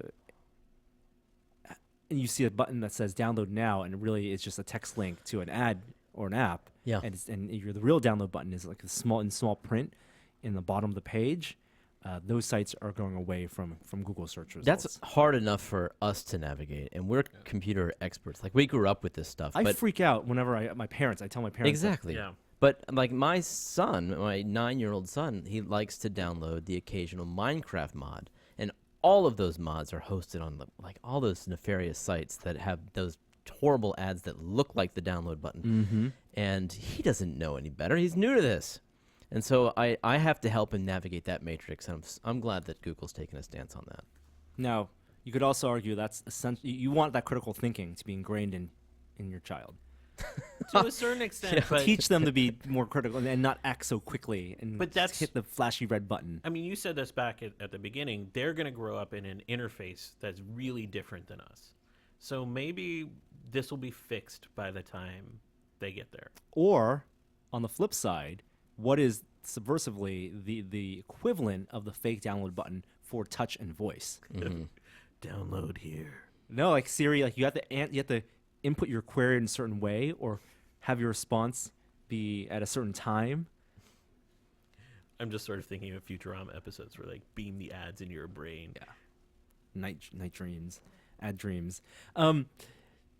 We talked a little about ad and Twitter neutrality. Data neutrality is also a big topic with net neutrality, especially for the data service providers like Comcast and on mobile Verizon. Verizon is launching a new experiment where their mobile video that they serve on their services and their partners will be exempt from mobile data caps, but not Netflix. Yeah, is it pay to play for other providers? I don't think it's pay to play, and it's not speeds, it's data. Now, how do you feel about this? Is that okay?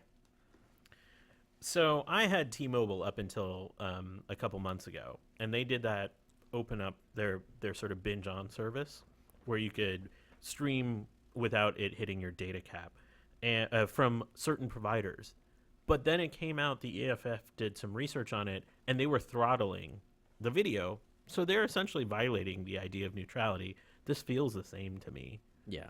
I feel like this is inevitable, that this is bound to happen, and we just have to see this go to court. And Yeah. if it holds up, then that's the law, and if not, then thank goodness. All right, I think that's fair. I also wanted to say that those ads with the rolling balls, I like what's going on. Where they're all hating on each other? Yeah, so Verizon did one. I think Verizon did the first one with the CG rolling balls, and then Sprint did one, and then T-Mobile did one with Steve Harvey for the Super Bowl. And I think it's all I like it. AT&T, the ball is in your court. That's right. The balls are in your court. Do something with it. Yeah, they all mimic each other with they open and make you think you're watching one ad, and then they do a twist. I didn't know that. They're not ads for anything anymore. I'm just in the middle of a dinner argument between like the I CEOs love of it. those companies now. I like it. That's what it feels like to me. It's like they're not telling me anything anymore. They're like, no, that person lied. And it's a bold, yeah, right? And it's a bold move because you're reminding it all goes back to a Verizon ad, and Verizon could just spend more money on their original ad, and everything just points back to it. And so, what is information that the consumer is actually walking away with?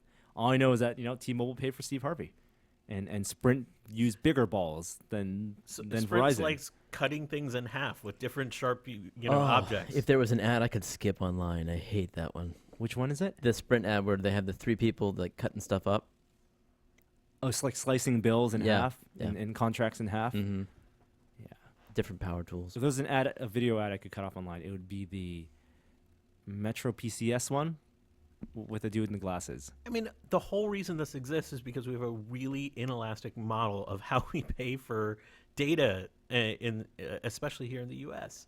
And that's why I love being on Project Fi. Review to come later. If we just paid for the data we use, all this nonsense would really start to go away. Sorry about that. The Super Bowl was over this weekend, and we didn't hear any news about people flying drones over. And I know there was That's true. lockdown, Yeah, heavy lockdown There's a pretty big lockdown. There's a reason there weren't drones flying around over the there. Senate. But a place where drones did go this past week was into the Empire State Building. Are we going to have another story of an idiot ruining it for the rest of us?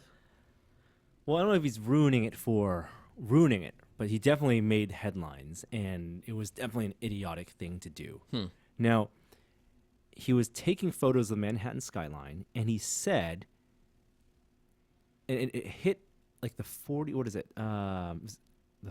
floor, or hit the 40th floor, and fell onto a landing because the Empire State Building is staggered. Oh. And it hit a landing Where on the was 35th he? floor. Where was he with line of sight? Was he on top of the Empire State Building flying it around? I don't think he had line of sight, but he did say, so the people on the 35th floor picked up the drone, the security called the cops, he was arrested, and he said he had asked a cop beforehand whether it was okay to fly, and he said he had checked a website to see if it was in the Empire State Building was no-fly zone, which was like an outdated website. It's one of Way those before. websites with those fake download buttons. Yeah, and so he said it was the 40th floor, so he was under 400 feet. Yeah. Is what he said. And he said he was following the rules, and he was filming, and he tweeted, filming with drone, and now it's stuck on the Empire State Building with security, #background check. Uh-huh. Ouch. Does it say what drone he was using? I don't think it said. Because if it was a Phantom, it wouldn't have flown in New York City, right? Because it's too close to airports. I don't know if Empire State Building was in that radius. Really? 7 miles? Yeah. Maybe not. So he was charged with reckless endangerment, which is a misdemeanor criminal mischief and violation of law, navigation of aircraft in and over New York Does he City. get his drone back? I don't think he has to get his drone back. We have not said. No one was injured, but that's just a dumb thing to do. Why would you be flying a drone Well, he's got to be. He near can't the be Empire State No, Building? He's not the only guy doing this, though. There's every kid who can afford one of these things, who wants to make a cool video, is doing it. They're just not making stupid mistakes. If there's one place there is some sensitivity to flying. No doubt. But there's also a lot of bold people with, some cool toys and a really awesome city to Just shoot. because you can doesn't mean you should. No doubt. No doubt. Don't do it, kids. There's just some basic common sense. Don't do it. He blamed a year-old news article for misleading information. And he says, all I wanted was to shoot 5 seconds of video to promote a nonprofit. He should have gone with when I was in my 20s, I made an agreement with this woman that we'd meet at the top of the Empire State Building. Oh, boy. When That would resonate. Yeah, and I was just looking for her with the drone. Maybe not. All right. I've been looking for the music cue for our next segment, but I really want to jump to our next segment because we have Kishore on this week, so that means we have a moment of science. Now, I don't have the audio clip. Wait, somebody made one? Someone made one, and actually, there are two people who made one, and I only listened to one, which I didn't think was perfectly appropriate. Yeah, I don't have it in my email. So we're going to go with doo-doo-doo-doo-doo, and now time for a moment of science. Oh, I got the doo-doo-doo-doo. That we're was also nice. we are soliciting audio cues and transition effects. If we're not going to get one, I'm just going to use one from what's the website again? Podcast fantastic. Podcast Fantastic. Can they play off of the site, Jeremy? Of course. They do. Yeah, it's Flash, though. Well, you have I till wonder if I have Flash. 2018. I wonder if I have I built the site like 10 years ago. Podcast Fantastic. Do you have Oh, that's a picture of you. Is that a picture of you? Yes. Oh my goodness. Okay, see if I can play this one. This is now your cue for this week. It doesn't work. Oh, yeah.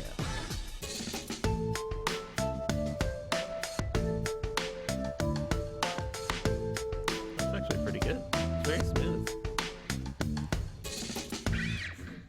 You remember. Oh, yeah. A moment of science. So I'm going to put on my Nostradamus hat and predict something that's going to happen tomorrow. It's going to be amazing. Cool. Tomorrow there's a huge press conference scheduled to discuss something with the LIGO detector. This is the laser I'm not even going to get it right.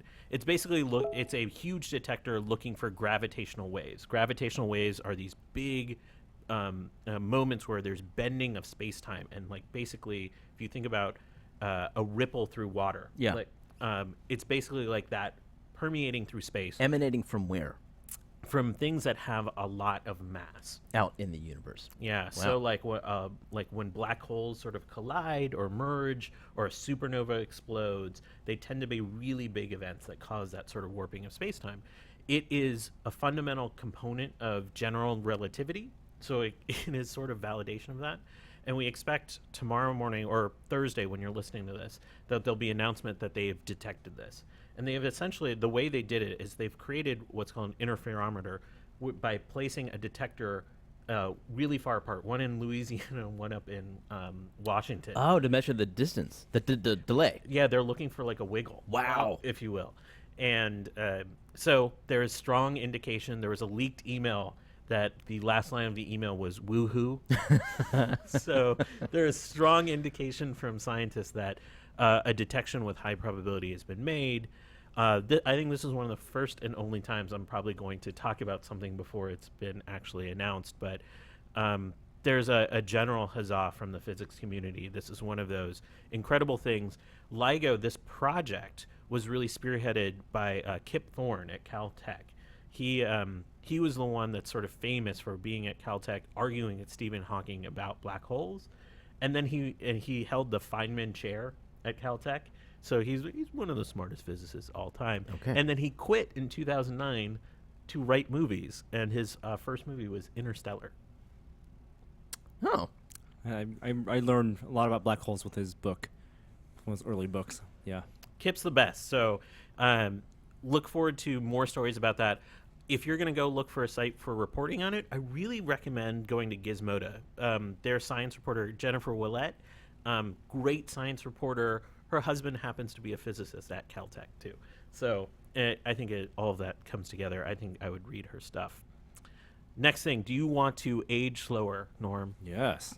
So there is a new study that came out studying mice, and there's sort of three types of sort of cells in terms of how they sort of age and die. This is a bit of a simplification, but basically cells get damaged over time because of just natural processes. So they either fix themselves, or they get killed off, or they enter a state that's called senescence, where they basically retire. They basically go and they stop doing a whole lot. And for a long time, researchers have been trying to study this process because you can block certain genes that affect different components of this. And, once we blocked a gene and it accelerated aging in mice, well, what one researcher recently tried to do, he's like, what if we just get rid of some of these retirement cells that are taking up space? And there's been long indication that these senescent cells have a lot to do with aging. So when he was able to purge a bunch of these cells from a mouse, Like with a scalpel? no, I mean there's a really specific technical process to do it, but yeah, essentially was able to extract these cells out. Was able to basically slow the aging process down significantly by almost like a quarter. Wow. So you could have two mice of equal age that have really different sort of symptomatic loads of what it feels like to be. That is huge. So the mouse actually lived 25% longer? Mm-hmm. That's amazing. I would like to live 25% longer. It's dangerous. Dangerous, slippery slope. I mean, World That's like population. at This least is one 3 of generations those- of VR. Extended VR, you could this say. is one of those like, wow, we actually might understand how aging works a little bit and how cells live and die. It's one of those things where you're like, shouldn't we know that by now? Yeah, right. But But even if you understand how aging works, that's not a recipe for living longer or forever. No, and it's not approaching that, but it does help us address how our body reacts to certain disease, though. And there's a lot of chronic diseases that are really associated with aging, like diabetes, even Alzheimer's to a certain extent. Mice. All sorts of information from mice. They are one of the model organisms that we use to study us. That doesn't mean it will work in us, but I think it's one of the more interesting studies I've seen come out in a long time. Well, another model organism, at least from a physical It's standpoint. not a model organism, but it is the Mr. Fantastic of creatures now. Cockroaches. Yes, let's talk about cockroaches. Cockroaches are amazing. We can't kill. Wow, you're giving me a wide-eyed look right now, Jimmy. I'm excited. mouses, mice to cockroaches. We need a transition. You got to for watch that. this video, Jeremy. It's amazing. So we've heard that you can't kill off cockroaches, nuclear bomb. That's right. And whatnot. They've been here forever. There's a researcher at UC Berkeley. His name's Robert Full. He was actually at the Biorobots event that we did a video at a couple months ago. And he models, he does biomimicry research and models how different organisms work and operate. He always marvels about how cockroaches move and then how they get into tight spots. And they have this kind of rigid exoskeleton that has this sort of armor look to it. And he found that this exoskeleton has some really interesting properties where it's both rigid and can kind of collapse onto itself. So a cockroach can essentially go down to a quarter of its size and squeeze into spaces that it couldn't before. So it can totally Mr. Fantastic its way underneath crevices and get into spots that you just wouldn't believe before. We didn't know this already? No. Wow. No. I mean, we never had video evidence like on high speed. Crazy. And the video is great. You can go to Wired. A lot of sources have the video up where you can see it. And the idea is we can create robotic creatures utilizing this sort of inspired by nature stuff to squeeze in those spaces. Now, with a lot of biomimicry, it's always said to be like, oh, this will help search and rescue and all of these kinds of things. I think that's like the gold standard thing. I don't buy that application as much. I just think it's a cool, interesting feat of nature and how you could use like a robotic structure that could squish to a quarter of its size and then reform. I think there are some really interesting applications for that. Yeah. I would like to see a blown up model of that and actually try to, like a 3D print, honestly. Like I would like to use that to see how that works. And then I think there's Yeah, something so about NASA, posters. yes, this link got shared around a lot this week. NASA JPL commissioned a design firm to create these awesome posters about traveling to different planets, Mars. I love these. And I bought the Grand Tour one. Yeah, they're kind of like very Disney adventure style posters, like attraction posters. They're not really like meant to advertise any real. Like they're not for NASA public for PR. They're just like They're not totally- advertising a real voyage to any of these places. No real voyage to Mars just yet. But they're used for like internal, holiday sharing and stuff like that. But the design firm that worked on them has released them for sale as posters and prints, and I think they're it's beautiful. super cool. They're really beautiful. One of NASA's underappreciated contributions is to stimulate the imagination of young people, and I think this is one of those steps. I mean, seeing space tourism posters with the NASA logo on them is pretty cool. This harkens back to the live show last year where Megan Prellinger put up like imagery from going back to like the 50s where people would create posters like this, Right. imagining, life on the moon and traveling there in that kind of old style. I like this being an artifact of the 2016s. As it were, as we explore to Mars. These are beautiful. It's great. You definitely ordered one? Done. Yeah. Oh, it was $40, so I didn't want to get all three, but I got the top one. The one with Grand that Tour. one with all That one's really beautiful. They're 24 by 36 posters, which are big. Yeah. But they do offer a small set of them. I think 10 by 14. And so I got the small set. You got all three. Yeah. all The three. only thing is they have meatball logo, not the snake logo That's of the NASA. current logo. Yeah, it is. Can't fight the power. Yes. Before we jump into the VR minute, I do have to give an update on the Twitter situation. Those changes, they just happened. Real time? Just or did you have happened. to go through an algorithm to find out? I wish I had the algorithm. I didn't have my Twitter feed up. You guys just told me Jack Dorsey denied this. He denied that it would happen next week. And guess what? It is next week, and it's happening. What? So let me lay it out exactly what's happening. He wrote a post that was just like, this isn't happening next week. It's not a mandatory change. So they're rolling out a phase 1. And what this is called is, stupid Mac with no touchscreen. It's a timeline tweak that's going to be called. I'm not sure what it's exactly called. Regardless, basically your top of your feed will be much like the while you were away. Right. Now this is going to be optional. So they're launching it as an opt-in. And then it will be a default. But then when it pops up as default, they'll give you the option to go into settings and turn it off. Opt out. All right. But it's going to be how many of these tweets at the top of your feed will be algorithmically generated will be dependent on the activity, how much activity is in your feed. So if you follow a lot of people, it could be like a dozen tweets up at the top of your feed will be the ones the algorithm picks out as the most relevant to you. So if you follow, I think the example is a lot of sports, a lot of football, you'll get the highlighted football tweets that you may not have seen. They won't be, they'll be reverse chronological, but they'll be on top of your existing everything feed. So they're not taking things out of your feed and removing them. They're just showing you in addition. So how up is to it like a different dozen. than while you were away? Sounds exactly the same. But the while you're away is for people that you follow. Oh, this is not? This is for things that you may be relevant to you Ah, that you may have missed. okay. Yes. Who announced this? They had a Twitter blog post. They've done interviews with all sorts of companies. Fast Company has a great primer on it. And I mean, it will be you can opt out on it, but it'll be turned on by default in the coming weeks, and you'll get a notification to show that this is something that's happening. Yuck. Notable tweets. A tweet with copious retweets, likes, and replies is theoretically more engaging. Higher quality. This Higher is what quality. I don't like. Yeah. Show me the best tweets first. I don't know what the hell that is. Yeah.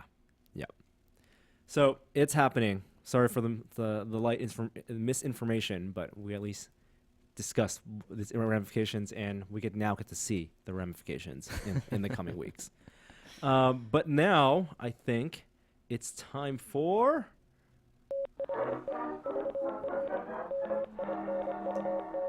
the VR Minute, virtual reality this week. Hey, a bunch of stuff happened in VR. I know we had we pushed VR to the end last week and kind of cut off what we were saying for the Steam Developer Showcase, but I think we got through most of the impressions of the stuff like that, and a lot of the Vive pre-developers have now released their own videos of those games, like Space Pirate Trainer and Budget Cuts, so you can check those out, and it's very exciting. Oculus, of course, has a lot of games that they've been funding that may be coming out. I think, did we talk about last week the stuff from Sundance? How Oculus has its own, for the Story Studio, the new editor that is akin to Paintbrush. Yeah. We did not. Yeah, the Oculus is a staple. There's a whole VR. They were the first, I think, to be there as VR at Sundance, and since then, the past couple of years, there's been a growing presence of VR at Sundance, which is kind of interesting. I know somebody who went there for the VR, like that. Rather than travel to the various studios, they just figured, well, that's almost a convention, so I'll just go there. Right, and a lot of that stuff is still 360-degree video. It's not the room-scale VR storytelling experiences, the theatrical kind of experiences, interactive theater that we're going to maybe see or hopefully see. But Oculus did reveal a new tool that they have. It's not going to be like Tilt Brush and a consumer-facing tool, but this is for people creating stories. And so it is, unlike Oculus Medium, it's not a sculpting tool, it is more of a painting tool, and they're using it in their Oculus Story Studio team to create another story, immersive, interactive story, but we get to see the art being painted. So they're using the tool to make a movie, and the movie's a demo for this new tool, essentially. Yeah, of basically. what you'll be able to do with it. Yeah, but the tool itself, they haven't said that that's going to be something they're releasing. Oh, they haven't? No, Okay. No. Then and I think, there's a difference. I asked the Tilt Brush people why they didn't want to go volumetric, why they didn't want to go sculpting, and they said they want Tilt Brush as an exploration in what does painting, sprite-based 2D painting look like in a volumetric space, which is different than the idea of building volumes, building cubes and spheres. Medium is a subtractive sculpting, and it's additive also, but it's like you're building forms. But Oculus, they're almost complementary to each other, and you want both. You want all of those tools, right? Like if you think of Tilt Brush as 3D Photoshop and Medium as VR Maya, right? And Oculus, instead of just adding to Medium their Tilt Brush equivalent, the paintbrushes, they use it to tell a story. And on the Vive side, there is no sculpting tool yet, but we hope companies like Autodesk and Adobe are working on things on productivity tools. You can't do animation in either one of those tools, can you? I think you can do it in the Oculus one. You That's can. what it specifically is Oh, meant. that's great. Bend forms and create keyframes? I didn't get a chance to watch that in the demo video, but Okay. I mean, if they're using it for animation, I would hope it's more than just tracing the painting Yeah. motions Okay. of the animator. Speaking of Oculus, now the pre-order is already out, and it's supposed to be shipping end of March, beginning of April. But now there are also bundles. Did you guys check out the Oculus PC bundles, ranging from $1,000 to $1,500 to $2,500? They're from a variety. $1,000. I haven't seen a I think they $1,000 bundle. Start at $1,500 with an Oculus. Right, Yeah. so it's $1,000 for the PC without, and there's been a lot of confusion on the website because they have these landing pages on Best Buy and on the Oculus blog talking about, you know, you can get from Asus and Dell and Alienware these pre-built PCs of varying specs. Some of the implication was that they would all be bundles with the Oculus, but many of them aren't actually. And so if you compare just the prices, I think one of the Asus PCs with the Oculus was maybe a good price, but some of them definitely Yeah. more expensive than if you were to build it your own. Well, it's always going to be that case. There's always a premium on that. It's amazing how quickly it goes up if you upgrade the GPU. Yes. Like if you get a 980, it's basically you're going to get a $2,000 Yeah, computer. if you get the minimum, it's actually almost break even, and you might as well get the pre-made thing because they've at least, you know, you'll get a warranty. They've done the wiring for you. It's probably pretty neat. But for the as you start to ramp up, you're right. It makes a lot more sense to build it yourself. It's interesting also that they're selling these PCs, complete PCs, with the bundle without a monitor. And that's a paradigm you really haven't thought about before. Is buying a complete end-to-end system that you can start playing with. You get the controller, Yeah.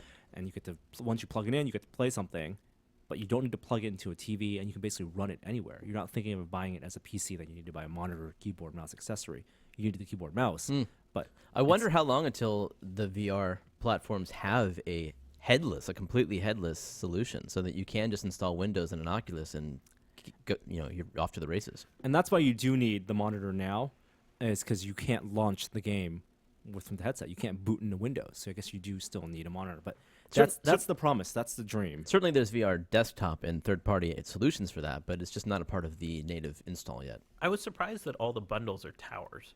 That there wasn't something that was Smaller form factor. and more geared to living room. Right. Yeah, or maybe not even living. I mean, living room is a place that PlayStation is living room, and the advantage of PlayStation isn't just that they have a huge user base of PS4s, 40 million or whatever by the end of this year, but that it's going to be a more social experience, in-person social, not multiplayer VR social by default. And a lot of the content they're building with the PlayStation stuff, you can't underestimate how social it's going to be, how much fun it's going to be to watch someone play a job simulator in VR, and you can see what they're seeing in the big screen, the performance aspect. I think Chet Felsik tweeted this, and you see it with Fantastic Contraption, and you see it with Job Simulator, is that at least to start, it's going to have that Wii bowling effect where it's going to be fun to take turns using the headset in this case, as opposed to tossing around the Wiimote, but then also watch someone try to cook something or try to solve a puzzle in VR.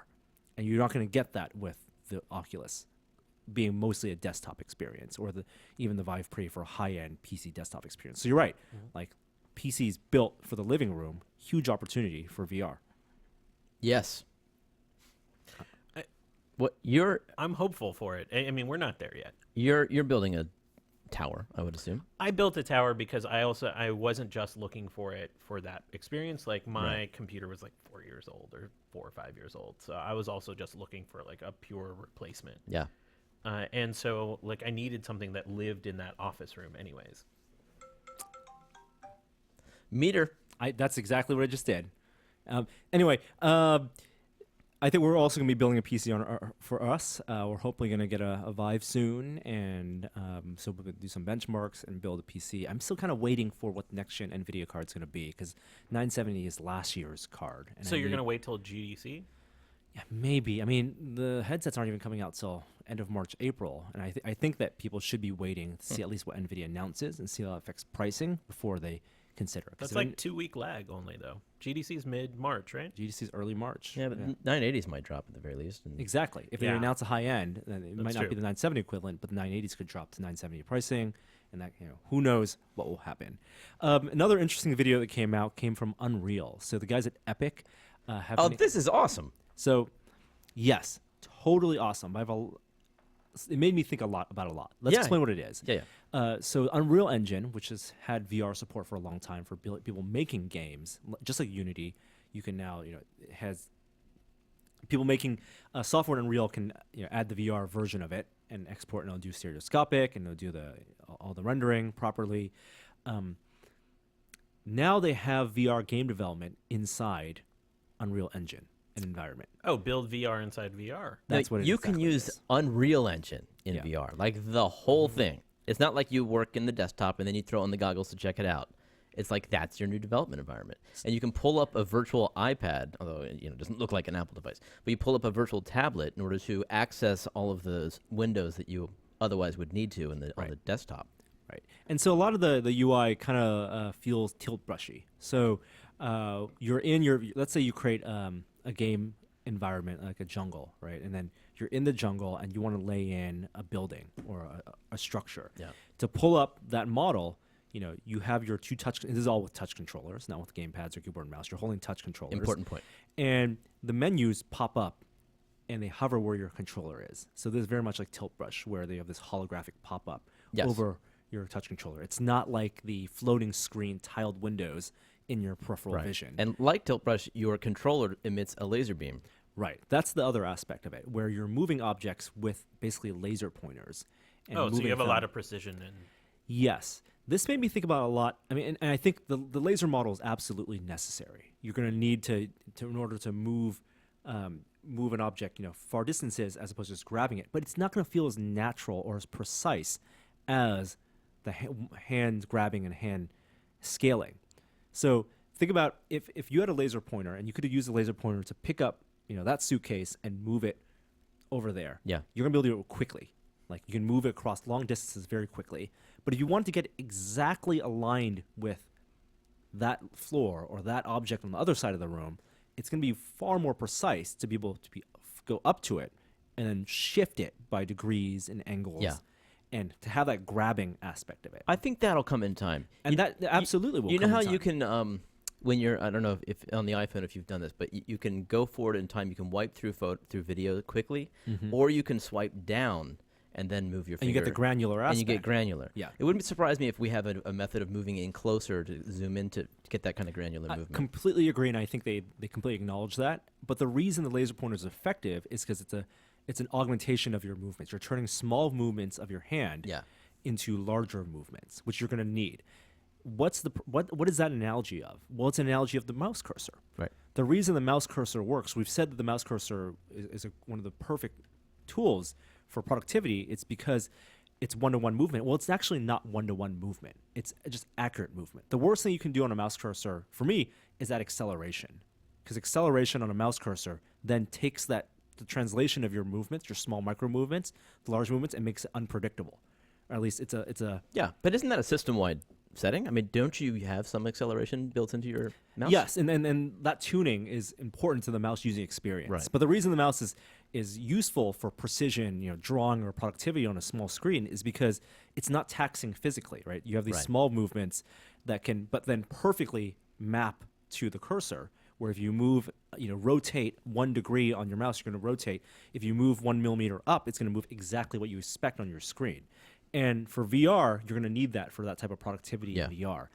What I think we're still in the age of is kind of like the Apple II of VR control, VR mouse movements, where we don't have, even though we have great positional tracking for presence, the accuracy, the quote-unquote millimeter or sub-millimeter accuracy of the touch controllers isn't going to be fine enough to augment, to have the micro movements yeah, you're right. scale properly. When I saw this video, and by the way, the fact that Tim Sweeney is introducing it gives it a ton of credibility. And he said that he no longer wants to use the desktop to work and that's the thing that I felt like he's looking forward. I think Yeah. he actually sees the potential of it, and I absolutely agree with the potential of it. I just don't think the technology is there But right now. when I saw the video, I thought, okay, this is perfect for a handcrafted kind of game, like a Little Big Planet kind of aesthetic, where it looks like it's been thrown together by someone using their hands, and it's not about millimeter accuracy. Well, Fantastic Contraption proved that that's completely possible. Yeah. You are building things, and that one is a one-to-one. You're not using lasers. You are placing things where they are.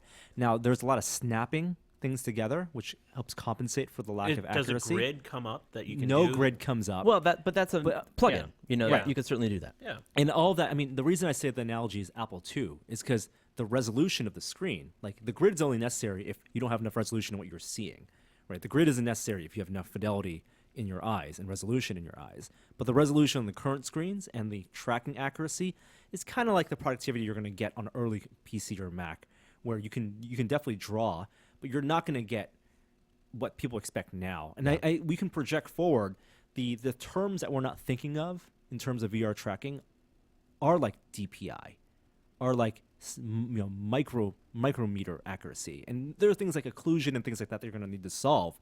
But like we haven't even gotten to the point where we have those terms. Like I'm excited for a generation where Oculus or whoever has a touch controller that's going to feel natural, and they're saying that just like mice, this generation of mice is a 3,000 DPI mice versus 1,000 DPI mice. We're still in the days of like software smoothing and snapping and things to compensate for that, the accuracy that we really want.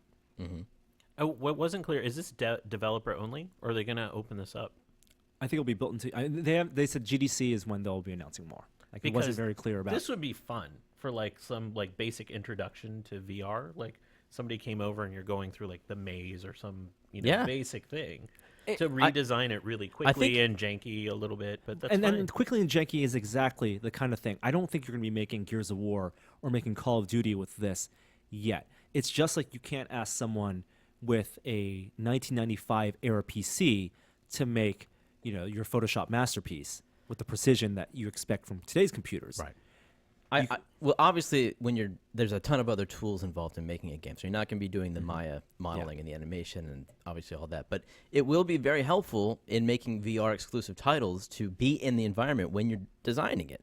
So you can actually get a sense of whether or not the scale's right. For the very little bit of VR tinkering I've done with Unity, how it looks on the monitor doesn't necessarily translate to how it looks when you put the headset on. And from a gameplay perspective, that's Right. extremely important. Things are off scale. Things aren't in your periphery where you thought they would be. And so being able to design in there is going to be a huge boon and a feedback loop, improvement to game developers. Yeah. And that's going to, this is high-end VR stuff. Low-end VR stuff, 360 video, that's, of course, an important complementary aspect to mainstream virtual reality. You have Gear VR on the Oculus side. You've seen a lot of Gear VR commercials now. LeBron James, stuff like that. Google Cardboard, huge initiative for Google, and there's rumors that Nintendo and Microsoft all exploring VR, Apple even. Google has their annual developer conference coming up. It will be at Shoreline Amphitheater this year, and the rumors are that they will have the next more fully featured version of Cardboard released sometime later this year. Still at that kind of price point, like where it's going to be like sub $20. That's what you don't know. I think the Google metaphor for Cardboard, if it just is a hardware upgrade where they turn Cardboard into Google Plastic or something, and it's something you put any Android phone in, I don't think that's cutting it enough, because there's so much that people don't understand on the mainstream users don't understand, that what goes into making the Gear VR work on the software side and on the hardware side. They're overclocking panels, they're the chips, they're running it the way it's not meant to be run as a phone. And so unless that's going to be built into Android. Do they put the phone in a low latency, not low latency, where the refresh rate is Low persistence. Low persistence, thank you. Do they put the phone in that kind of mode for? Well, you can only do that with certain types of displays. Oh, but does it work with any Gear VR phone? Yeah, I don't know. I'm not sure if there's low persistence. I'm hoping that Google has beaten Carmack to the motion tracking punch without, Really? with just With using Cardboard?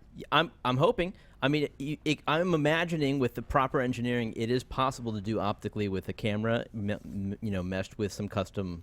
They're going to have a lot of control over the IMU. device then. So what you're talking about here is, and what we're talking about, the potential inadequacies of Google Cardboard, regardless of what the holder looks like, is that the hardware and software isn't tuned because there's so many Android devices, and a lot of that tuning goes for comfort. Yeah. One of the reasons Gear VR works is that the effort John Carmack has been putting into mobile VR has added this layer of comfort, making we're on 60 hertz. You can have with the time warp, asynchronous time warp, no judder, essentially, or lack of a feeling of judder with 360 tracking, rotational tracking.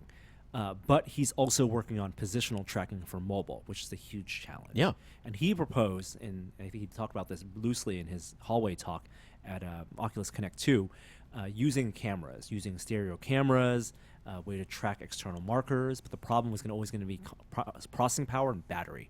Once you're computing all that tracking information, you're consuming a lot more power on the phones, and it's going to get hot. And so you can't sustain all of that plus run the game and tax the phone in a way. It's not a full computer the way desktop is. I don't know if Google solved that. Well, it might not be in a piece of cardboard. It could be an actual headset that maybe has its own display or takes a phone but has augmented it with its own hardware. Like separate OS, like that far? No, I'm not thinking that. And Something like Gear VR, but the next generation of it. That's where I think the fundamental difference is in the all device, all access philosophy of cardboard just reaches its limits. Yeah. I don't think Google's going to release a version of cardboard or Google VR that's going to only work with one device, like Nexus devices, or that you can't use with a phone, that you need to buy the headset with the display built in and separate processor. Like the ethos of cardboard is anyone can put their phone in and have these experiences. Well, then, like you say, you limit your capabilities. You limit the capabilities both in comfort and in tracking. Yep. Yeah. And then speaking of VR, Kishore, last week you and I went to Stanford's virtual human interaction lab, and this is their VR lab. We'll have a few videos coming from that in the coming weeks. Yeah, what I'm really excited about this is we've been talking about VR mostly from hardware and games for a long time here on Tested, but I wanted to explore what it looks like in the academic setting. And so going beyond the hardware part, like the virtual human interaction lab that we went to, really explores the psychology of VR. And we have a couple more coming up there where Norm is going to just be a guinea pig in VR science experiments. Yeah. When you think about VR being used in an academic setting, a lot of people assume it's cutting-edge research and it's cutting-edge technology, but that's not necessarily the case. It's not necessarily further technology, but there's so much like basic science, like what happens if you're in VR for an extended period of time. Like how immersive is immersive enough to trick your brain into really believing in sort of the presence? Can interactions within the VR space have lingering impacts back out into the real world? I think there's lots of questions. I'm most excited about one that isn't totally scheduled yet, but I got a story from the lab that I was talking to that they used to employ a young gentleman named Palmer Luckey in that lab as an assistant. No kidding. That'll be coming out we'll be doing that in the coming months. Has anyone ever put a VR headset on a chimpanzee? I have I no wonder. idea. Would that be cruel? I mean, it violates a lot of sort of perspectives that universities have on experimenting with animals right now, I would think. Yeah. But it's not. It's very fine because it's about creating like an optical experience, and there's lots of experiments, especially psychology experiments, that do create interfaces between chimps and apes and computer devices. All right. Well, that's it for the VR Minute. And now let's go to testing this week.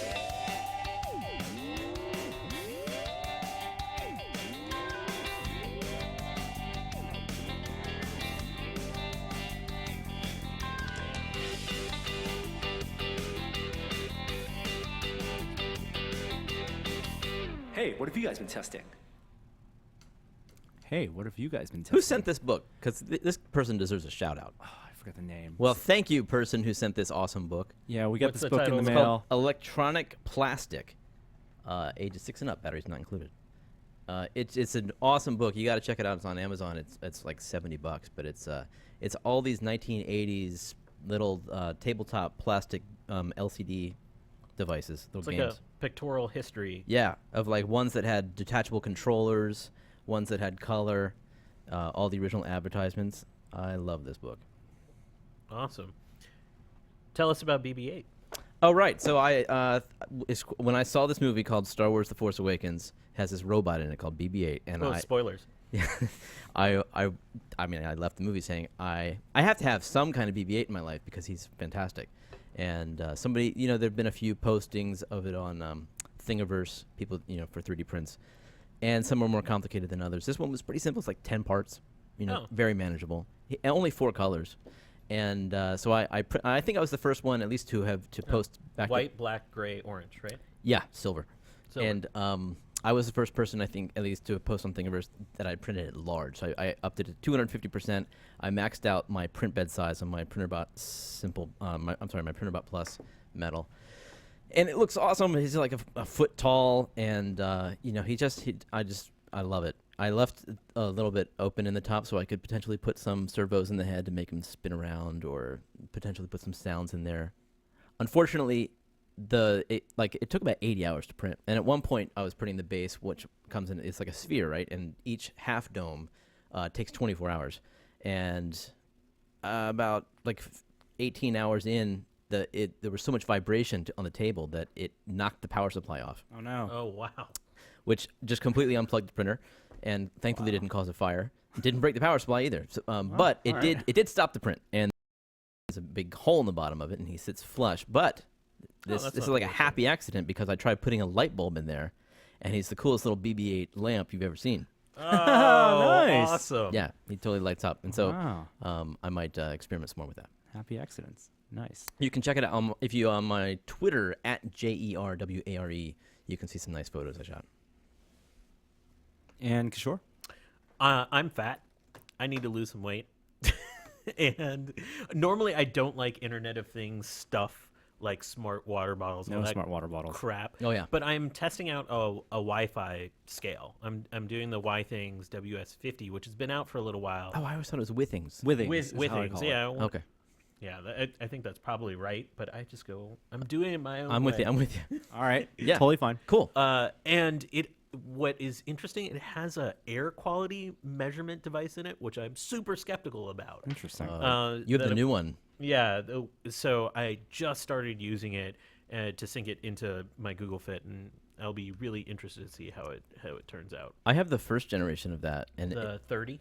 I don't know. Yeah. But it can tweet your scale. Like it'll tweet your weight Yep. whenever No, you weigh don't- yourself. We Don't worry. tried that. Will and I tried that, and it was not a good idea. I'm going.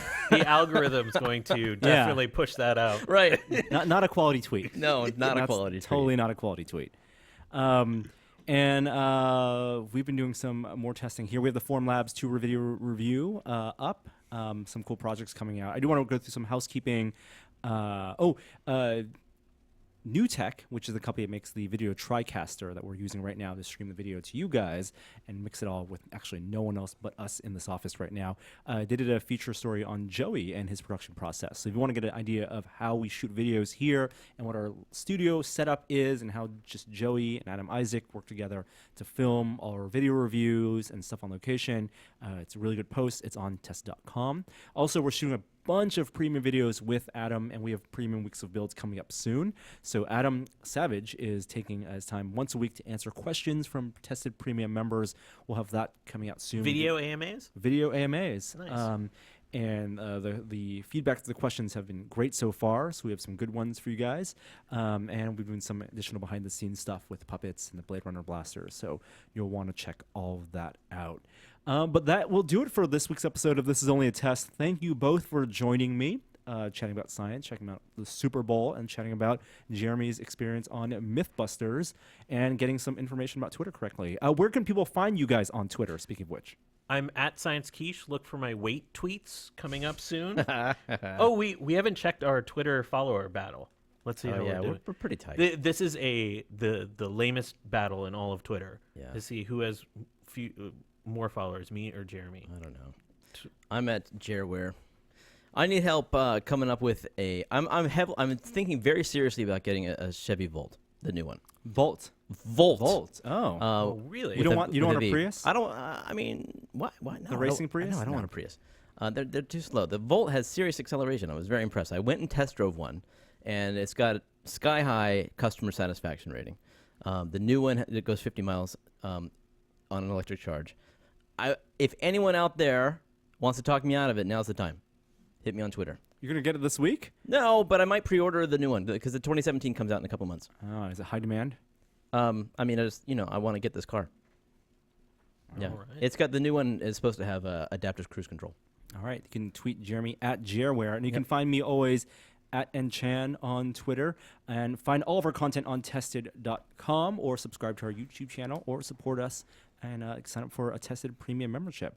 But until next week, we'll see you next time on the Zoning Test, and here's an outro.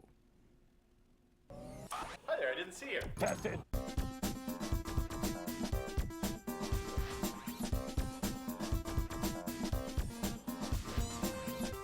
There's a fine line between topless Under. and side boob. Under. Tested. We really need more of those. See ya.